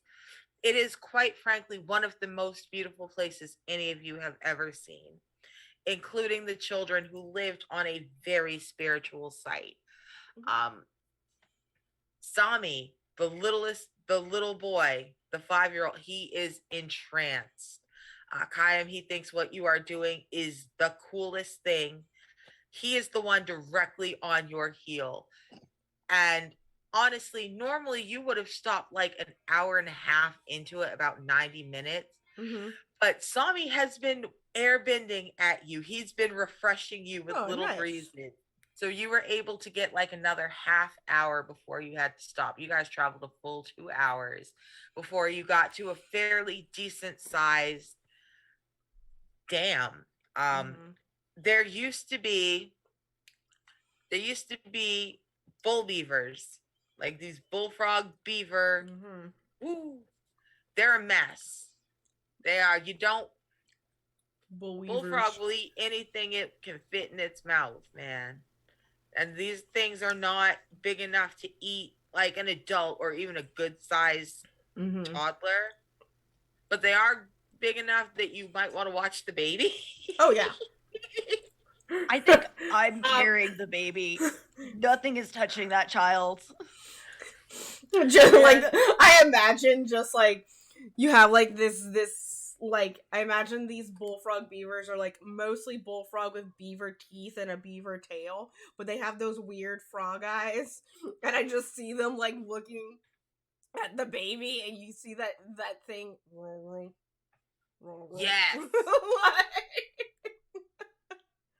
They got all that fat, naked bullfrog body and the bullfrog throat, but they got that beaver mouth and frog eyes and beaver tail.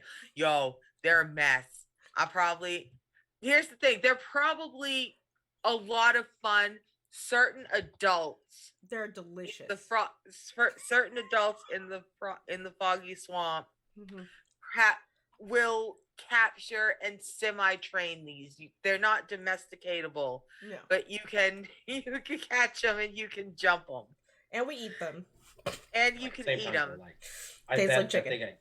They got that real bullfrog problem where it's like if it's in their mouth, they are trying to consume it. Yeah.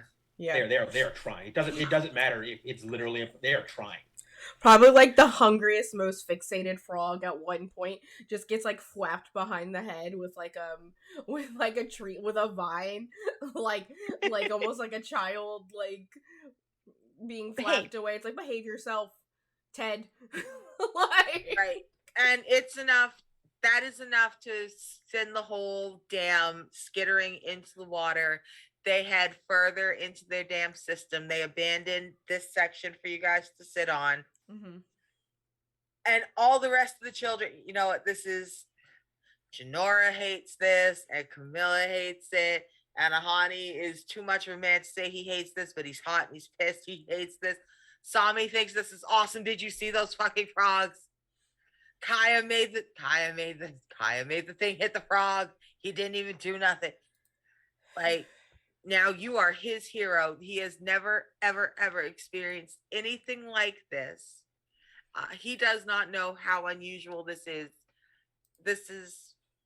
He is having possibly the best day he's ever had. It is enough that for this 5-year-old, for the first time, like he is fully immersed. He is fully happy for the first time that you've known him, Kayam. Like he loves this. Look at them big ass frogs. Also, he's naked, like no one cares. He has stripped down. He's just in it. He's just in his yeah, he's 5. No one cares. He's naked and no one cares. No. Sometimes listen. Now that this is being brought up, Kayam will like look at this child and look at everyone. Just like, you know what? I should have probably just told y'all. Most people might just be naked.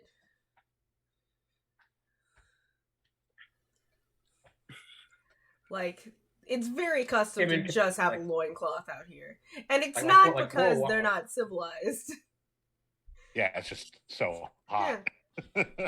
Like, for a while, Kim was, like, clearly just trying to, like, remain stoic, like not show that it is in fact like a great trial for him to continue to carry this child. But at that, the same like Kim and Kim, the same face, the exact same look, the exact same look.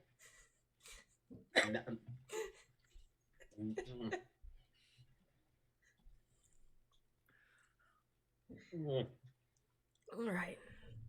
Dorsey, you and that little girl, just know, Mr. Kim, that you and that little girl are giving the exact same look. You are both now being annoyed by a Disney princess, and you realize there's nothing you can do about it except get through to the other side. Honestly, Mr. Kim, Kayam just gives a shit and grin at you because he's kind of enjoying the fact that you are suffering.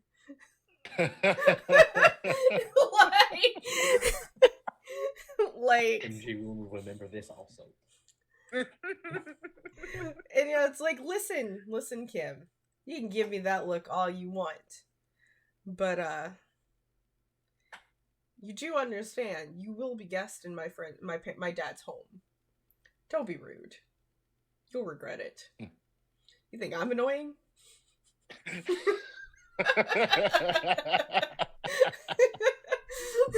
Arnica's face. Wong has like a better him than me look. Right.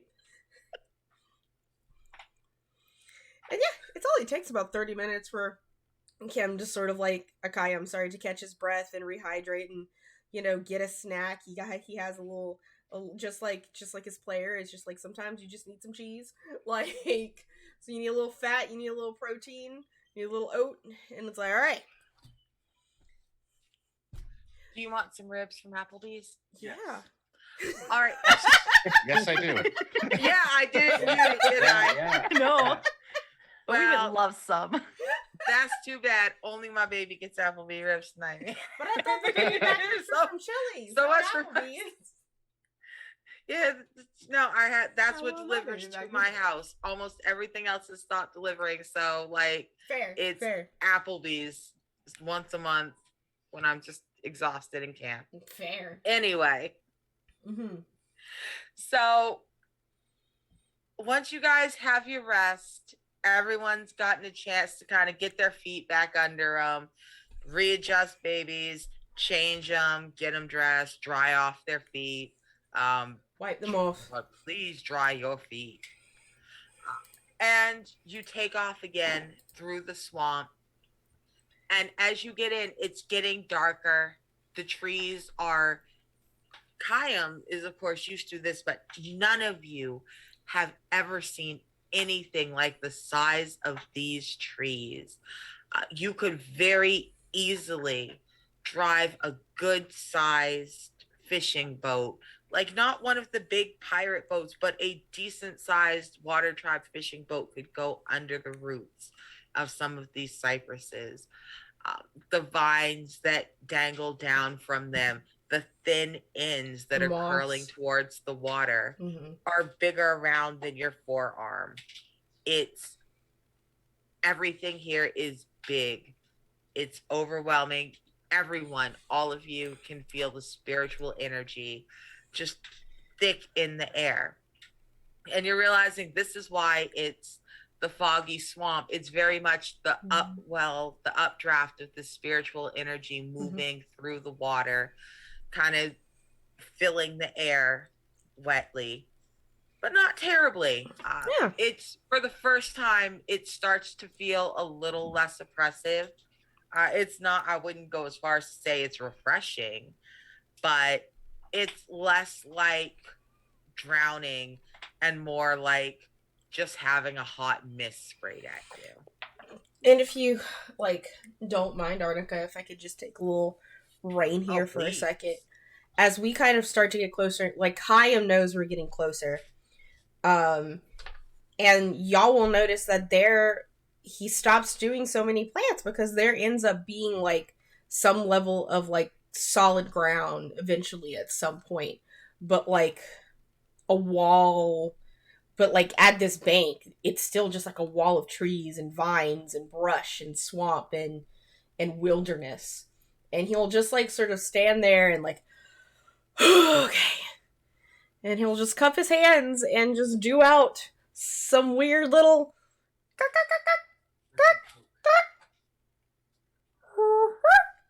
and like does a little call to let who's ever manning the gates that someone's here. Okay.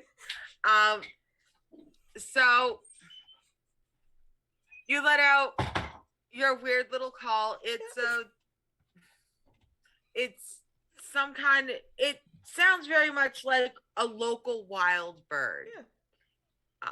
You're actually doing a very, very good imitation of it. It's just a weird sounding bird is all. So I've never heard it. And slowly the entire greenery before and around you starts to change. Trees begin to twist themselves out of their own way. Vines lift dead wood that apparently has not just naturally fallen there, but is part of the thing. Slowly, a gate is resolving itself. An opening makes way. Kayam, what's it look like through this gate? Why don't you tell us what? 1 second, I'm just sending you. I'm just sending you a message real quick for a second, just to give you. So anyway, yeah. It's it's sort of a mixture. It's interesting because the village is like a mixture of boat and tree houses.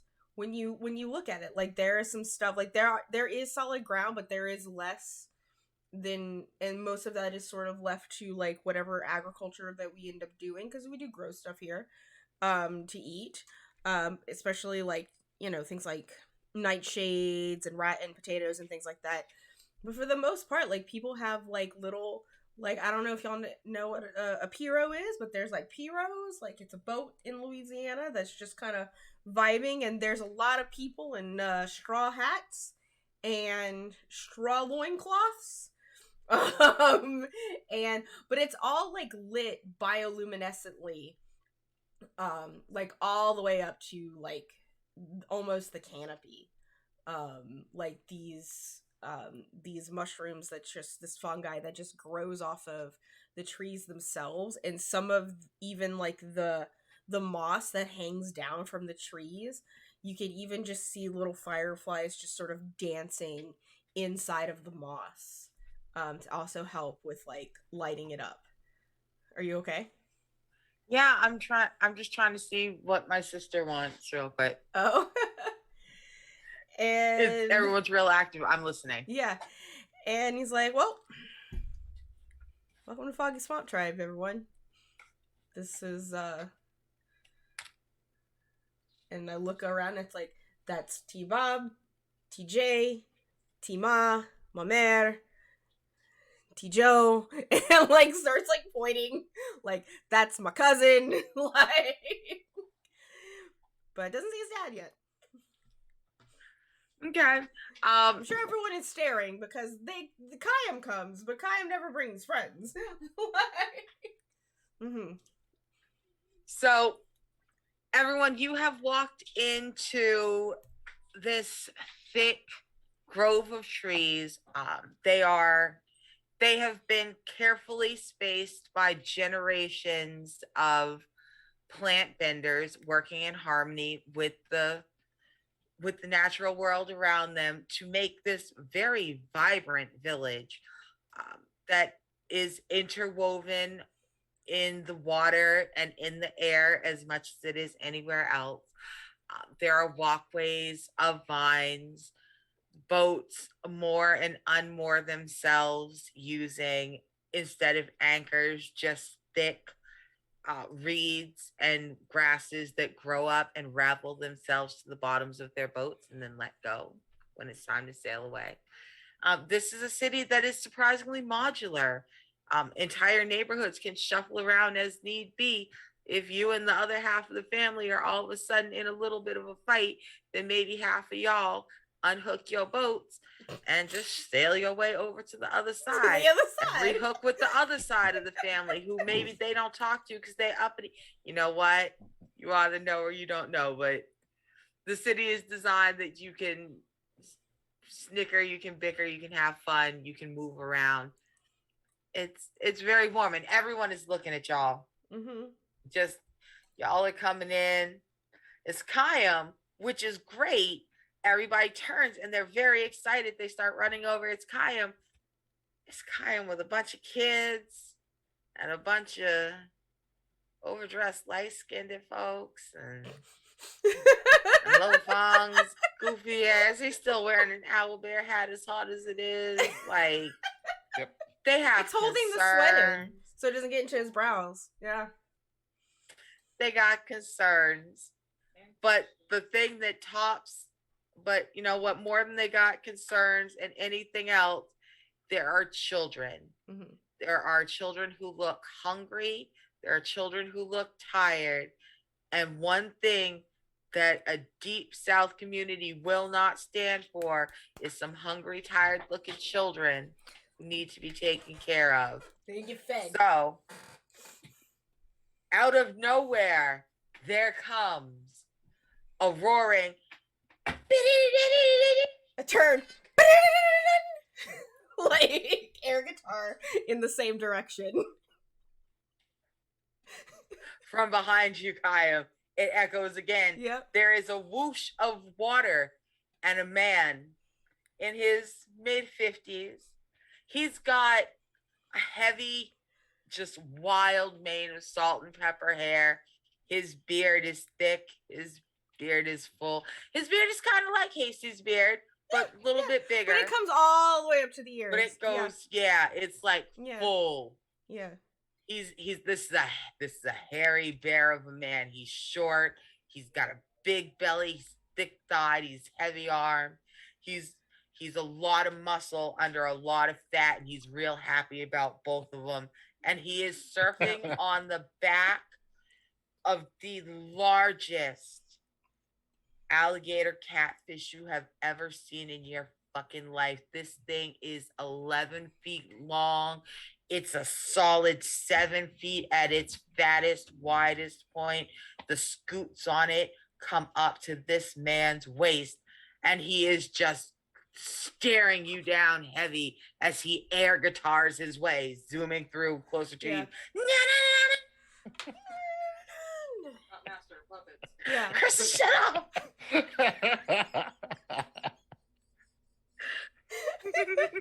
And I'm super happy. It like just sort of, once he gets in, probably, I don't know, when he gets to the bank, I'm just gonna be like, Dad, I'm home.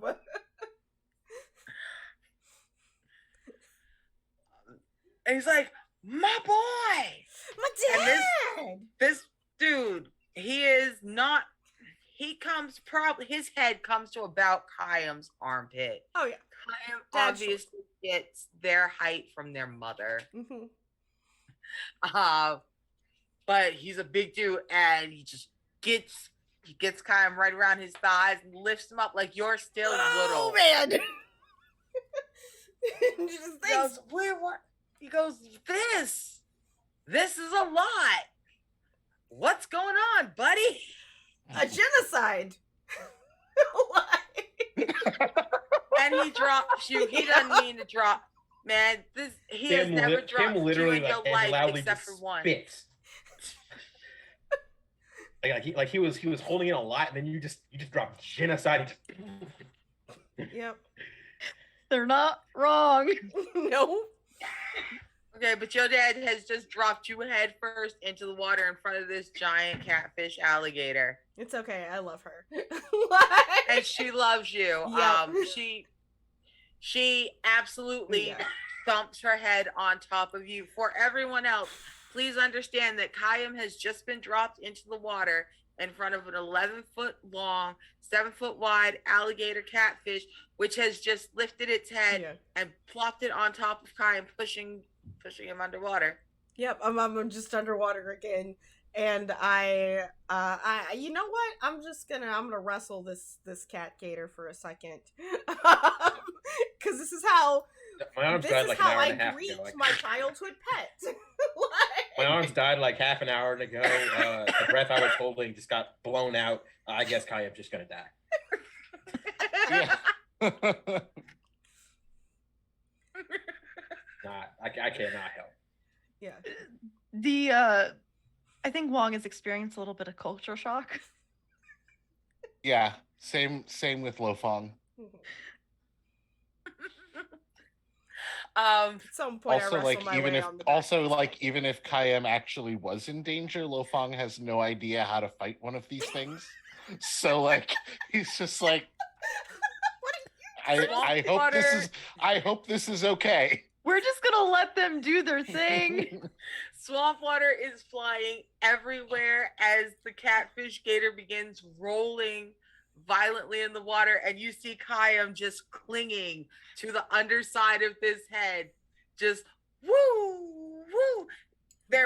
It seems you're pretty sure he's laughing like hell. He may be screaming for his life, but you're pretty sure he's laughing like hell because no one else seems too concerned. His dad has looked over his shoulder, seen Kayam go floop, floop, floop, and just is unbothered. Just kind of adjusts his straw hat and looks at the rest of y'all.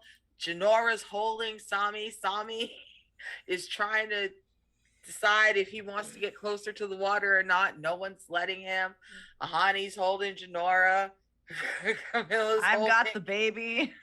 Like everyone else is real concerned, but not so. I will eventually wrestle my way onto this girl's back here, and like just I'm soaking wet now. Like it probably got some weeds in my hair, and I pick it out, and I was like, everyone, this is my dad, JB, but in his band sometimes he likes to be known as T-Bone. But this is my girl. What do we name her again? Oh, what? I don't know. Jolie. This is my girl Jolie, which is just for those of you who don't know, is just French for pretty. So this is Jolie, and Dad, this is Wong, Mr. Kim Ji-woon, the Kim Ji-woon. But like, I say this for Kim's sake because nobody knows who the fuck he is here, that's for sure. And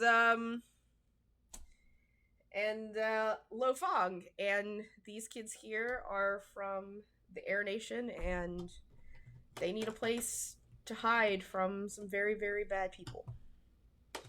And I couldn't think of a safer place than here. So Dad kind of scratches the back of his head. He's looking around. He just goes, well, I mean, if nothing else, they got to be fed. That's a hungry looking, and he's looking right at little tiny Camille held in his kid's arm. He's like, that's a hungry looking child. All of these kids, yeah, and I will just be like, yeah, Dad, just as a reminder, all of these kids are also vegetarians. He goes, I can figure out something, I guess. Yeah. Jelly doesn't have meat in it. I'm pretty sure jelly doesn't have meat in it. But the aunties are already moving. The aunties got it. They've got this. Yeah. There is actually a plentiful amount of perfectly vegetarian friendly food available. Lots of beans. It's just, lots of eggs. You don't know what they're from. T-Bone doesn't fucking eat it. It's just T-Bone, there's meat available with every meal, and T-Bone avails himself of it. That's just the kind of gentleman he is.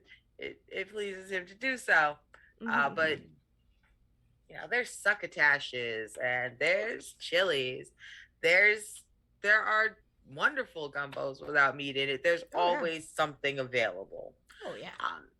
And within just a couple moments, you guys find yourself in a communal dining area. While there are plenty of places and in a lot of tree houses, people have, individual kitchens. Most of the boats have just the smallest kitchen that they can get away with, because literally the last thing you want on a boat is a fucking fire. Jesus Christ. So there's a lot of communal kitchen spaces where, because a lot of the villages are intermarried in one way or another, there's a lot of family, extended family, play cousins. You might as well just all go eat at the big lodge Yeah, a lot hall. of these ovens are probably Yeah. just made out of clay and brick so that, like, it doesn't get wet, right? So that you can cook. Because despite the fact that it's hot here, man, they sure do like warm food. Like, also a surprisingly amount of melons. Just a shit ton of melons. Like, so many melons. Sami is thrilled. He is right. You think he was enamored by you. Kaya, you were so cool. For like 4 hours, you were the coolest man on the planet. And Dad showed up. And then Dad showed up. And you're just kind of used to this. You are used to everybody thinking your dad is just fucking cool and hilarious, which is great because you agree. Your dad is my cool dad is amazing. Yeah. And he has taken right to this child. He's got Sami on his lap. Sami is just watermelon sticky. Oh yeah. He don't care. Some seeds. There's seeds from a watermelon that he's not even eating in his beer. T-Bone don't care. Is the baby happy? Yeah. Don't talk to this baby. Talk to me. Leave the baby alone. Yeah. So he's settled in, and he is ready for you guys to tell him what the fuck is going on and why you got all these kids. Yeah, I think, like, without, like, out of characterly repeating everything that we already know, like, I will, because my dad, if anyone is aware of, like, things going on in the outside world, it's probably my dad, because he will get updates from myself or my mom, so he at least understands the basic structure of the world. At the very least, there's a map somewhere. But he will definitely, Kayam will just sort of be like, the Fire Nation seems to be wiping out air nomads. And we were there when this temple was raided and everyone, and he, like, looks at the kids and goes at his dad. Like, and we were the ones to get these kids out, and they needed a place to stay where they can't be found. And I was just kind of hoping until things settle down, they cannot be found here. So there's not, your dad is a good humored dude. He can find, if not the positive side, at least the funny side in just about anything. So there have not been too many times in your life where you've seen your father as serious and devoid of humor as he is right now. Yeah. And it's very much the face of, a man who understands the weight of leadership. As he goes, of course, we want them here.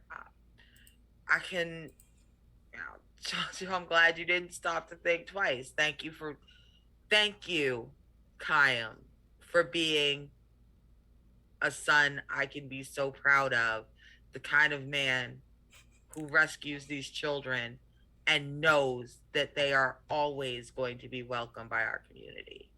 Aw, Dad. Learn from the best. And he absolutely gets up and hugs you. Your father is a demonstrative man. You are now being group hugged by a sticky toddler. And that's okay. Who has stickified We're all father. sticky. It's excellent. Why am I sticky? The swamp. Your sweat sticky. And now your baby hug me sticky. But yeah, no. All of the airbenders are welcome here. And he lets you know that specifically he'd like you guys to stay for at least a day or two, help get the kids settled. But then he wants to know, like, do you guys have any plans after that? I think that's what we need to figure out. Mm-hmm. What's our next step?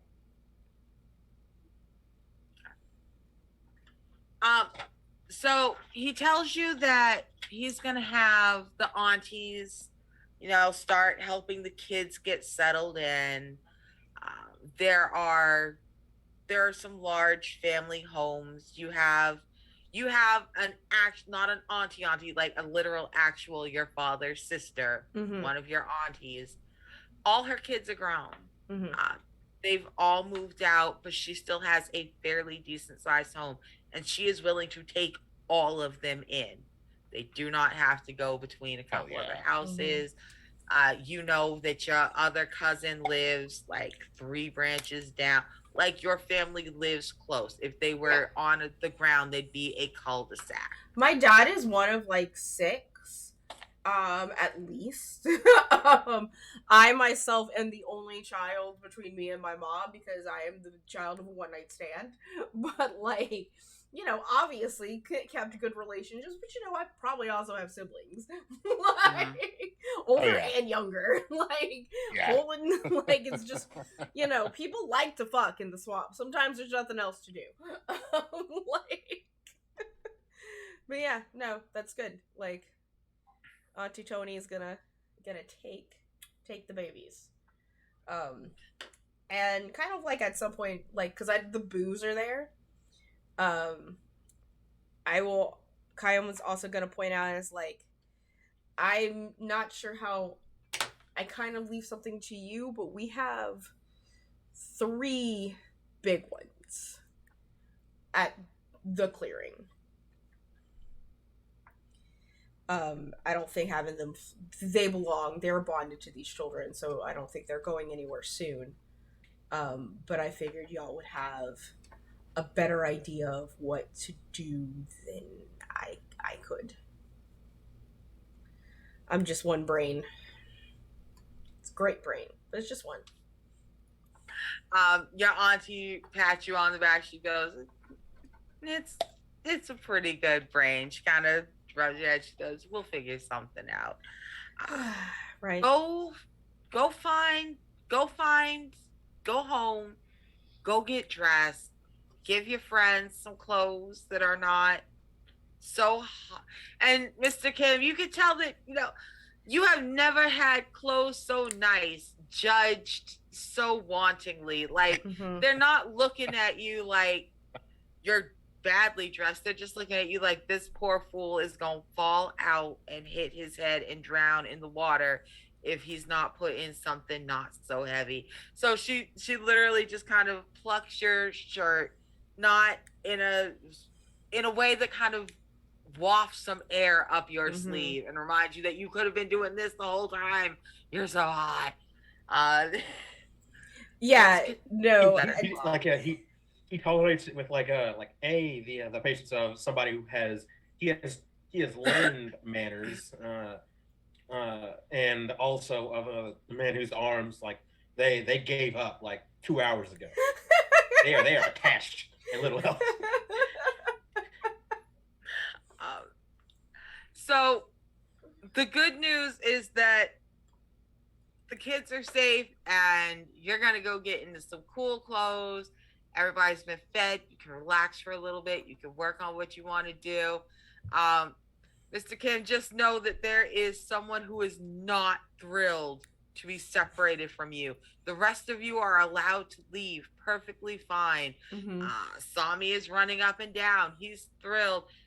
Y'all, the bad news is that probably if the older kids can convince Sami and Camilla and the baby to not airbend on purpose, they're young enough that they probably will not remember that they were airbenders within a couple of years. Especially Sami. You will have a real hard time convincing him that he is not a member of the Foggy Swamp Tribe in like 3 or 4 years. But Camilla's not having none of it. She's not stoked. She's not excited to explore. She starts screaming her head off as you start walking out the door, Mr. Kim. Everyone else gets out just fine, but you, she's just screeching. Do you have the fortitude to leave? No, he immediately turns around, like makes to the door, like closes his eyes, like clearly does not know what he's doing, but just turns right back around, and it's a struggle. Like he has to, he almost he has to kind of like move some energy in his arms a little bit just to get some feeling back for like, shh, okay, I'm here. So Kayam's aunt looks between the two of you, and she very much understands two things to be simultaneously true, which is that number one, she should absolutely tell you to turn and go. This little girl will be fine. Number two, that would normally be true, but that this child has gone through something really traumatic and she's not sure if she will be fine. So, Mr. Kim, she asked you if you will stay behind until she gets Camilla to lay down. Would you like to stay behind, or would you like to go catch up with the party and trust that the child will be fine? He just he just slowly nods, like, yeah, he's gonna stay behind because it doesn't feel like the right thing to walk away. That doesn't feel right, so I'm not gonna do it. All right. She situates you in a ridiculously comfortable chair, a dangerously comfortable chair, out on a very nice overhanging balcony. From that chair, you have a beautiful view of the lights of the bioluminescent fungi in its soft yellows and greens, of the twinkling on and off of these fireflies. It's very quiet this far up in the canopy. It's very dim. It's not as muggy as it was down towards the water. There's a little bit of a breeze. And as you lay there with her on you, so that, you can just rest her on you. You're just going to rest with her for a minute. It's fine. Just for a minute until she goes to sleep. And both of y'all go the fuck to sleep. So, Mr. Kim, you are taking in the nights. Wong, while Mr. Kim is taking in the nights, and you and Lo Fong are just kind of standing together, waiting, while Kayam says goodbye to his aunties and, everyone else. He's talking. It takes a minute to say goodbye to the family. So the two of you and Lo Fong, have a moment. Is there anything the two of you need to discuss while you are here? How y'all feeling? I actually want to just go give Janora a hug and like ruffle her head. Give her a big hug. So Janora has been gathered in by a group of girls her age. Kayam has like 13 nieces and younger second cousins who are all within 2 years up or down of Janora, and that entire little pack of giggling girls has descended. They have sundresses. They are playing in her hair.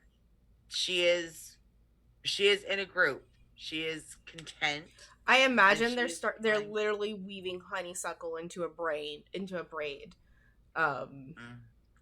hair. Oh my god, the honeysuckle braid! Yes, you. Southern princessery at its finest. At its finest. But she looks up at you as you come over, and she throws herself into your arms. She wraps them very tightly around your neck, and she says, "Thank you for coming to find us." Safe, all right? I'm gonna miss your cute little face. She goes, "Well, I mean, we're still here. maybe you can come back and see us sometime.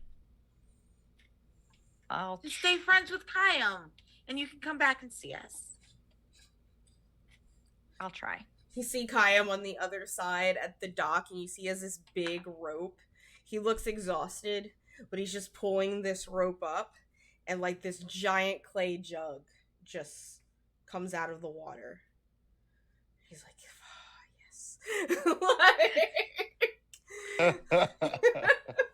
because this is shining territory. So, Beautiful. gotta keep it in the water to keep it cool. Y'all in for an evening. It's beautiful though, because he's shirtless and he's barefoot and his muscle is glistening. And, like, In his element. Liquor filled thirst trap, y'all. Yeah. Oh no. His hair's just kind of sticking to his face. It's beautiful. Absolutely beautiful. But yes. I forgot to order my food. Oh no. Oh no. What are you food, Arctic? I got distracted being a GM, you know? It happens. But yes, I will give her a hug very tightly, and not a lot needs to be said. Yeah. Before I'll ruffle her hair again and let the children continue their makeover. Lo Fong, how you feeling? What you doing? He kind of looks around for Ahani. Okay. Ahani has kind of withdrawn himself over to a far corner. He's not alone. He's sitting talking with Kayam's uncle. Well, here's the thing. This was Kayam's auntie's first husband, Yeah. and then they got divorced because they were, you know what, they fought too hard. I'm not saying that auntie was wrong, but I'm saying that even though swamps don't burn, somebody did try to set a bed on fire. They got divorced. They were apart for like 20 years. They're back together. Everybody knows it's going to go badly, but they love each other. Also, he lost a leg to a giant snapping turtle like 7 years ago. Yeah, it's just, is it at like It's the that knee? uncle. It's that uncle. Oh. Oh my goodness. Does he have a peg That leg? uncle. Sometimes. He's Well, I can not imagine that dead. if they're waterbenders and plant benders, they can just bend like a fake leg, like to attach Yeah. to their stump. I was about to ask, does he just bend a leg for himself? Yeah, I feel like this is the kind of community where like sometimes he does it, but like other times if it's just like, you know, it's when he needs it. I'm just like, he's just going fishing. He's not even going that far. It's fine. Yeah. It's just whenever he needs to get around, he bends a leg, and when he doesn't need it, it's not there. And the two of them are just kind of sitting quietly. This is your uncle who does not say much, but he's real comforting to sit next to. Yeah. He has that real good chi, that Uncle Iroh energy. Nice. And so Ahani is very much sitting quietly in his presence. And the two of them are not really saying too much, but he looks up at you as you approach Lafong. Yeah. And he'll approach Ahani and kind of they're sitting, I'm assuming. Yeah. No, they're doing jumping jack. The one-legged man. Yeah. They're having an ass kicking contest. Yeah. Okay, I'm sorry. Don't. He'll sit down next to Ahani and just ask, like, are you all right? And Ahani's gonna look at you and he's gonna be like, I don't know. I mean, I guess we will be. We'll be safe. I don't know if I'll be all right, but we're safe. And your uncle kind of rubs Tawny's back and he goes, sometimes you don't have to be all right. Sometimes safe is good enough. Mm-hmm. Wise words. And Lo Feng's gonna put his hand on Ahani's shoulder And he's just gonna look at him for a moment, like, we promised we'd get you here safely. Now it's on you to help take care of them. Like, obviously meaning the others. I have faith in you.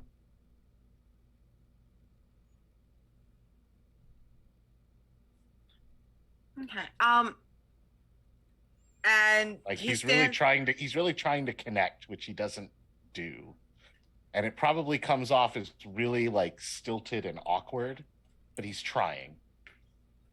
It is, but here's the thing: is Ahani is used to this because while he is from a very personable temple, the air temples of, the East, where everybody was there, he's also used to just the awkwardness. The monks from the North were awkward as hell, and it was. So imagine, if you will, a place where all your autistic members would look around and say, but what if we all took ourselves north and just lived in the mountains forever? And the entire rest of your community said, we support you in that. We'll make sure we send food and children and visit you often and not isolate you. Please go enjoy your mountains. That's what the entire Northern Air Temple was. It was exactly so the neurodivergents just like having their own house. It was all the neurodivergent airbenders who just wanted to hyper focus on something for 72 years. Yeah that makes perfect sense. So he's used to some real awkward people trying their hardest to engage emotionally. He stands up and he clasps, you guys do the arm bump, the shoulder touch, and he goes, you have to take care of the old man. He was so important, and he needs someone to love him at the end of his life. But be careful, man, because he's bonded. He won't outlive another rider. So don't take my old man with you. And, he's super serious, but he's also, he's being friendly about it. Yeah. I will care for him as best as I can.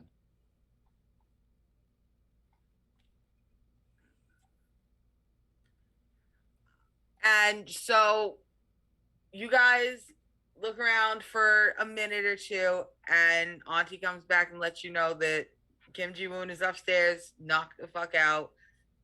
The baby put him to sleep. The baby put him to sleep.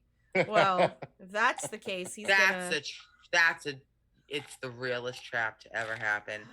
But that she will send him over and catch up with you.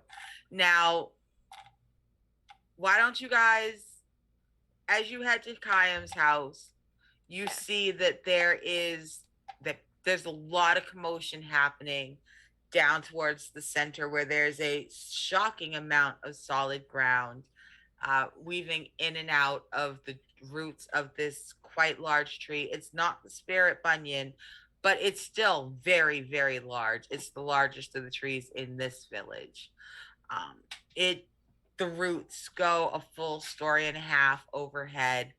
There are lights that are not just fireflies that have been coaxed into jars, but the bioluminescent plants themselves have been coaxed to weave in and out like fairy lights. People are setting up tables underneath. You can see that they're getting ready for something. You're pretty sure it's a party.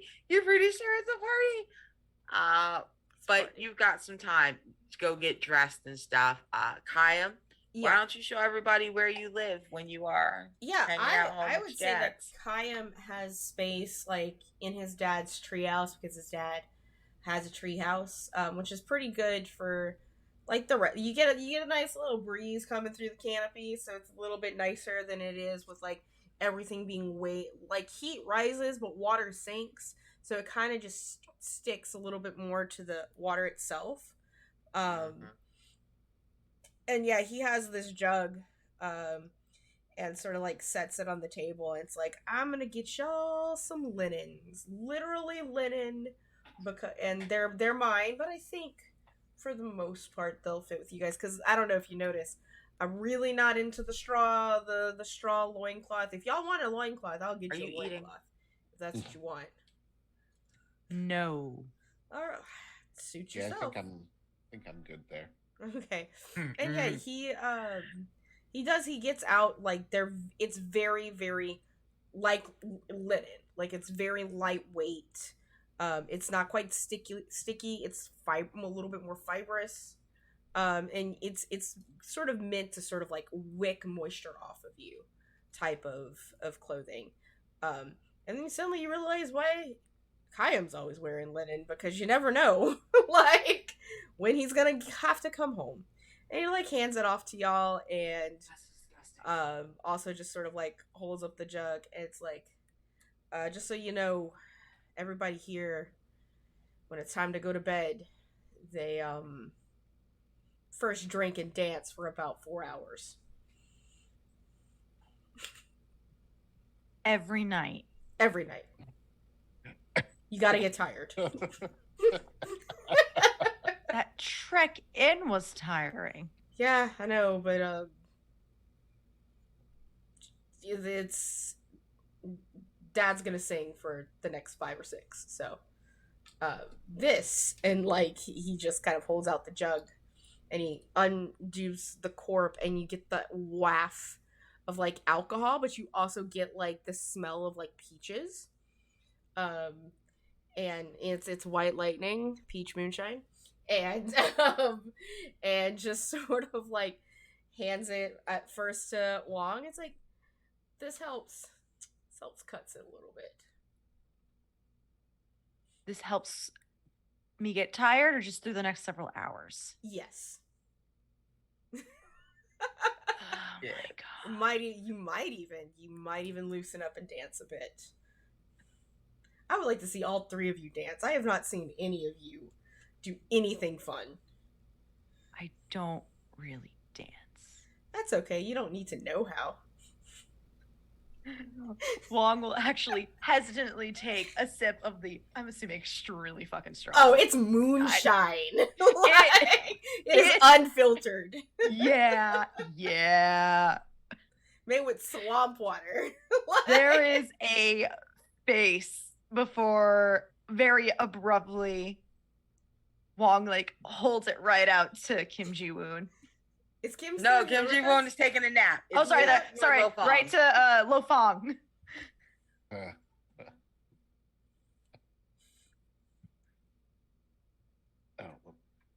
hang on. Can you say Your that turn. again? You cut out for a second. Oh, I was just like, there's a face, and then I just like almost immediately like hand it out in front of you, like it's your turn. Oh, yeah. He'll take a big swig of it like he's an experienced drinker. Woo! Oh, Lo Fong going hard. Push Good. your Now luck. go ahead. No, Push now your go luck. ahead. Roll a push your luck for me. You got it. What is that again? When you roll your Passion. luck, you push with passion. All right, let's go. Yeah, all right. That's an 8. It's an 8. All right. This man's all right. gonna dance, is what you're saying. The good news is that you do not choke. You do not choke on it. You do not spit it out. You toss back an unwieldy, unwise sized mouthful. Like Look, let's be it's honest. a solid chug. You went. A cartoonish gulp was heard, and Kaya went. Kayam cringes, like, you're supposed to swing that. Like, Look, after everything he's been through, especially in that last town, he's going hard. it is. Yes, Couple of the yes. old It's the men first who time were we've sort of had uninterested. alcohol in some saw It's that the first happen. time we've had alcohol, and it's also like the first time in a really long time where he doesn't feel like he has to be constantly looking over his shoulder. So he's gonna let loose a little bit. I look at Kayam as Lo Fong does that freaking chug. I think that was more terrifying than your tree. You know what? I'm gonna be in agreement with that. Let's hope let's make sure he has bread tonight. Yeah. And a lot of water. Mm-hmm. Oh, and I hold up the jug. This is the water we drink. You gotta sanitize. I'll make sure he doesn't fall in the water and pass out. Yeah, good idea. So, Mr. Kim, by the time you wake up, it is full dark. The night is velvety black. It is cooler, no longer oppressive, still warm. The baby has long been moved off your chest. Someone has left you some really nice, very crisp white and green linen clothing. There's like a brush for your hair and everything. They know exactly what you need. It's all laid out for you. And by the time you get dressed and take the shot that was left there for you, with a little note that says catch up with your friends, you wander your way down and you can follow the music, and your friends are well in the middle of a very large party. People are swinging arm in arm in and out of each other. There are fiddles, there are stringed instruments, and they are moving fast and hard. There's rhythmic drums. There is the stomping of feet and the clapping of hands. Somebody's got some spoons over in the corner. Like, everyone is into it. Yep. They're swinging themselves in and out, and in the middle of all of this is Lo Fong. Lo Fong is toe up. He's got like two girls, one on either side. They keep swinging him in and out, and this is a cartoon, and you can visibly see the redness right here.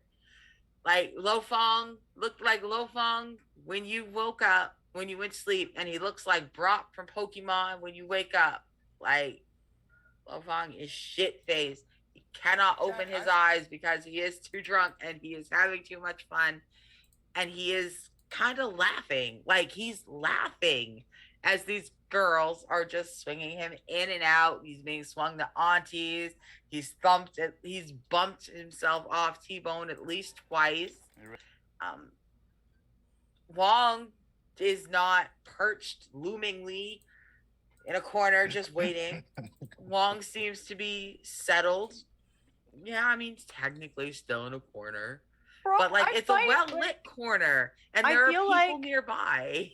I feel like after like maybe like 2 or 3 more sips, like someone can pull me to the dance floor. Not like ridiculous, like what Kim Ji-woon is. Not Kim Ji-woon. Your little thing of I am Kim Ji-woon makes me call you Kim Ji-woon, Casey. For Lo Fong anyway, but like I am still brooding, but like someone can pull me and it'll be a reluctant, not completely grumpy dance. Liquor does things. Liquor does things, yeah. All right, somebody, not Kayam's hot auntie, but somebody's hot auntie. Somebody's the fucking cougar moose of an auntie got Wong out on the floor. Oh no! Yo, she's hot. I'm just saying. Listen, Do a little babies get made at Fado. That's kinda just how it works. Wrong team for Wong, though. I mean, she thinks that's adorable. That's even better. Because now y'all are going to be extra cute and she ain't got to worry about running off some little ass puppy at the end of the night. Even better. Your cougar moose auntie's favorite now. So Oh, no. you done made a bestie. She's gonna sit there and just talk shit to you all night. She's gonna be like, this one did this, and this one did this, and this one did this, as y'all keep taking shots. The good news is she's got so much information. The bad news is she's got so much information. Good for you, Wong. I try to slip away a couple times. It does not work out. No. And Kayam and T-Bone. I'm playing music. Your daddy has called you up to the stage. You seek him from the stage. Yep. You guys are rocking out as he makes his way in. Mr. Kim, it's a good night. I'm in charge of the washboard, by the way. I've got a washboard. Like, it's a good night. Do you have any closing thoughts on this fantastic, weird-ass journey you guys have taken that has ended up in a swamp? It's like you can if people are actually like looking at it, they can kind of tell he's not. He hasn't like he's kind of like he's still like a few hours back, like you know, like when he passed out, like you know, thoughts did not conclude and then fade away. Now they just stopped, and now this is happening, and he's still got all these thoughts in his head, and that shot was like hit him harder than they thought it would, but that was still only a shot. And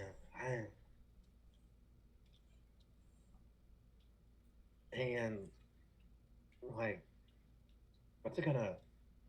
Maybe, but nah, it's not. Don't. Come on, it's fine. It's fine. It's fine. I am Kim Ju, and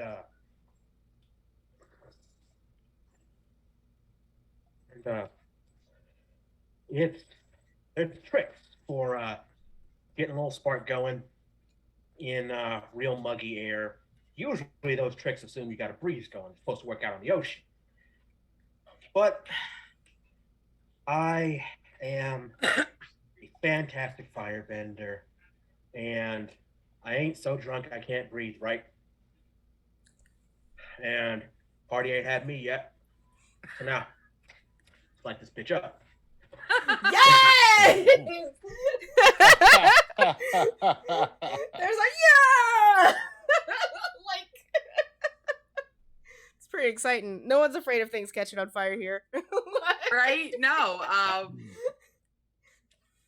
Mr. Kim, everybody thinks that's fucking spectacular. So please, just real quick, as you take us out, why don't you go ahead and deliver our closing shot as you tell us how Mr. Kim Ji-woon makes his flaming fantastic way to the dance floor?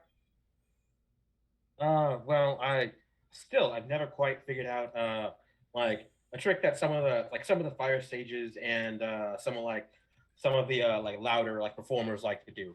There's a little thing you can do, like, you know, breathe in, and if you get your breath just right, exhale energy just so.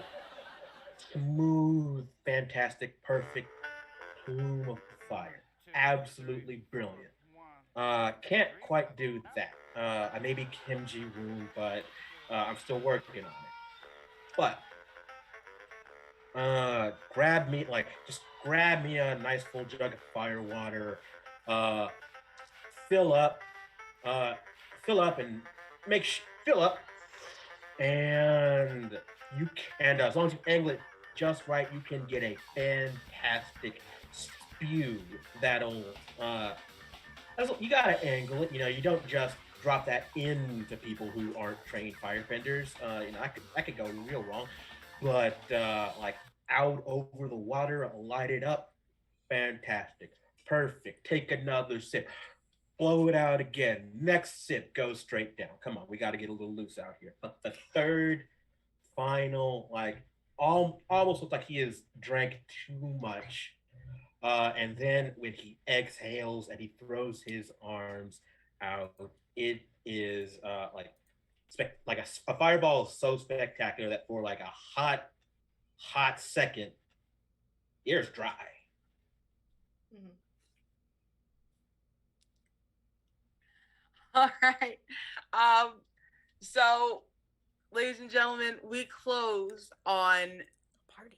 the sounds of a swamp enjoying its evening, the low call of the bullfrog beavers, the thrumming of Jolie as she vibrates her enormous back in time, singing along with Daddy, the sound of nails of acrylics being played, of spoons and washboards, of banjos and fiddles, and some peacefully sleeping children just outside the reach of the music, just enough that it soothes them, safe for the first time, as fire flashes across the evening to the rhythmic music.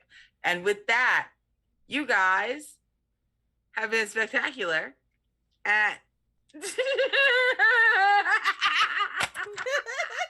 Like, none of y'all can see it on the overlay, but Casey has had on the bottom of his screen some text with the I am Kim Ji-woon counter, and he just changed it to, how does he not say it there in regards to Obi and his character? Like, you're celebrating and you just shot off this big fireball. How do you not scream it into the night? Listen. Part of the entire point is that each and every time I say it, I shouldn't have to. I didn't have to say it either. Now that's hilarious and true.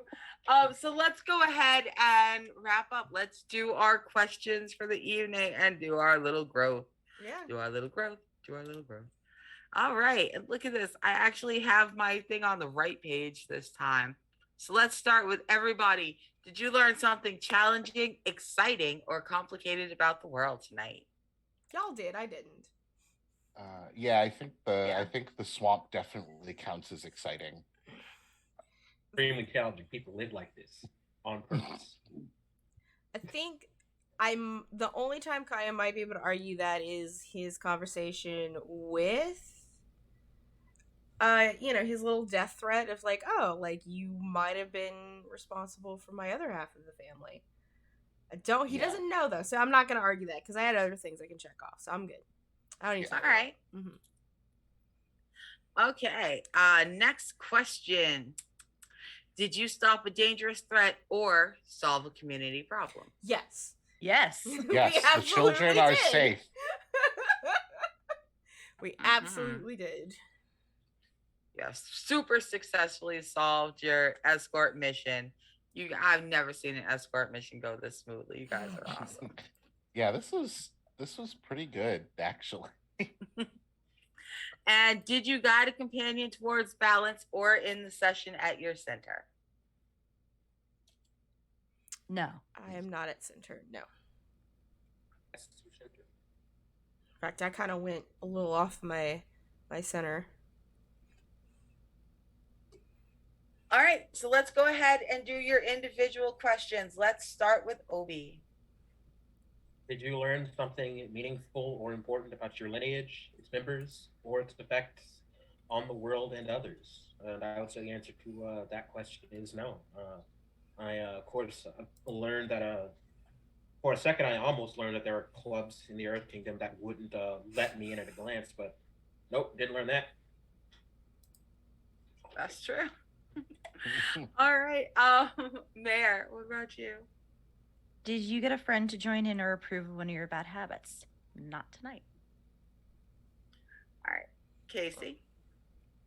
Did you try to make amends for past mistakes or prove you're a different person now? I don't think so tonight.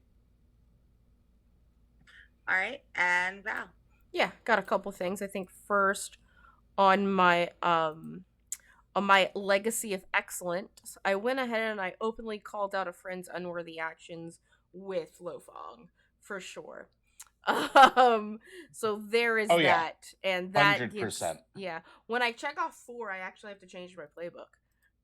That's how that goes. So I have 2 checked off right now, for that one. And then on the playbook itself, I have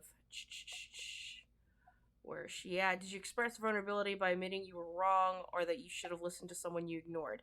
I expressed vulnerability, but not in those ways. Like, I definitely, like, one, like, I led y'all all to a super secluded place.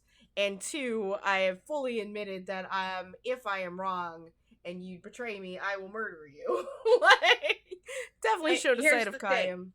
I feel like that is more important than the specifics of did you do it in those two ways. Yeah. I feel like the vulnerability Kayam showed both in trusting his new friends and in letting Lo Fong know that I will do something I've never done before if you have done what I think you've done, friend or not.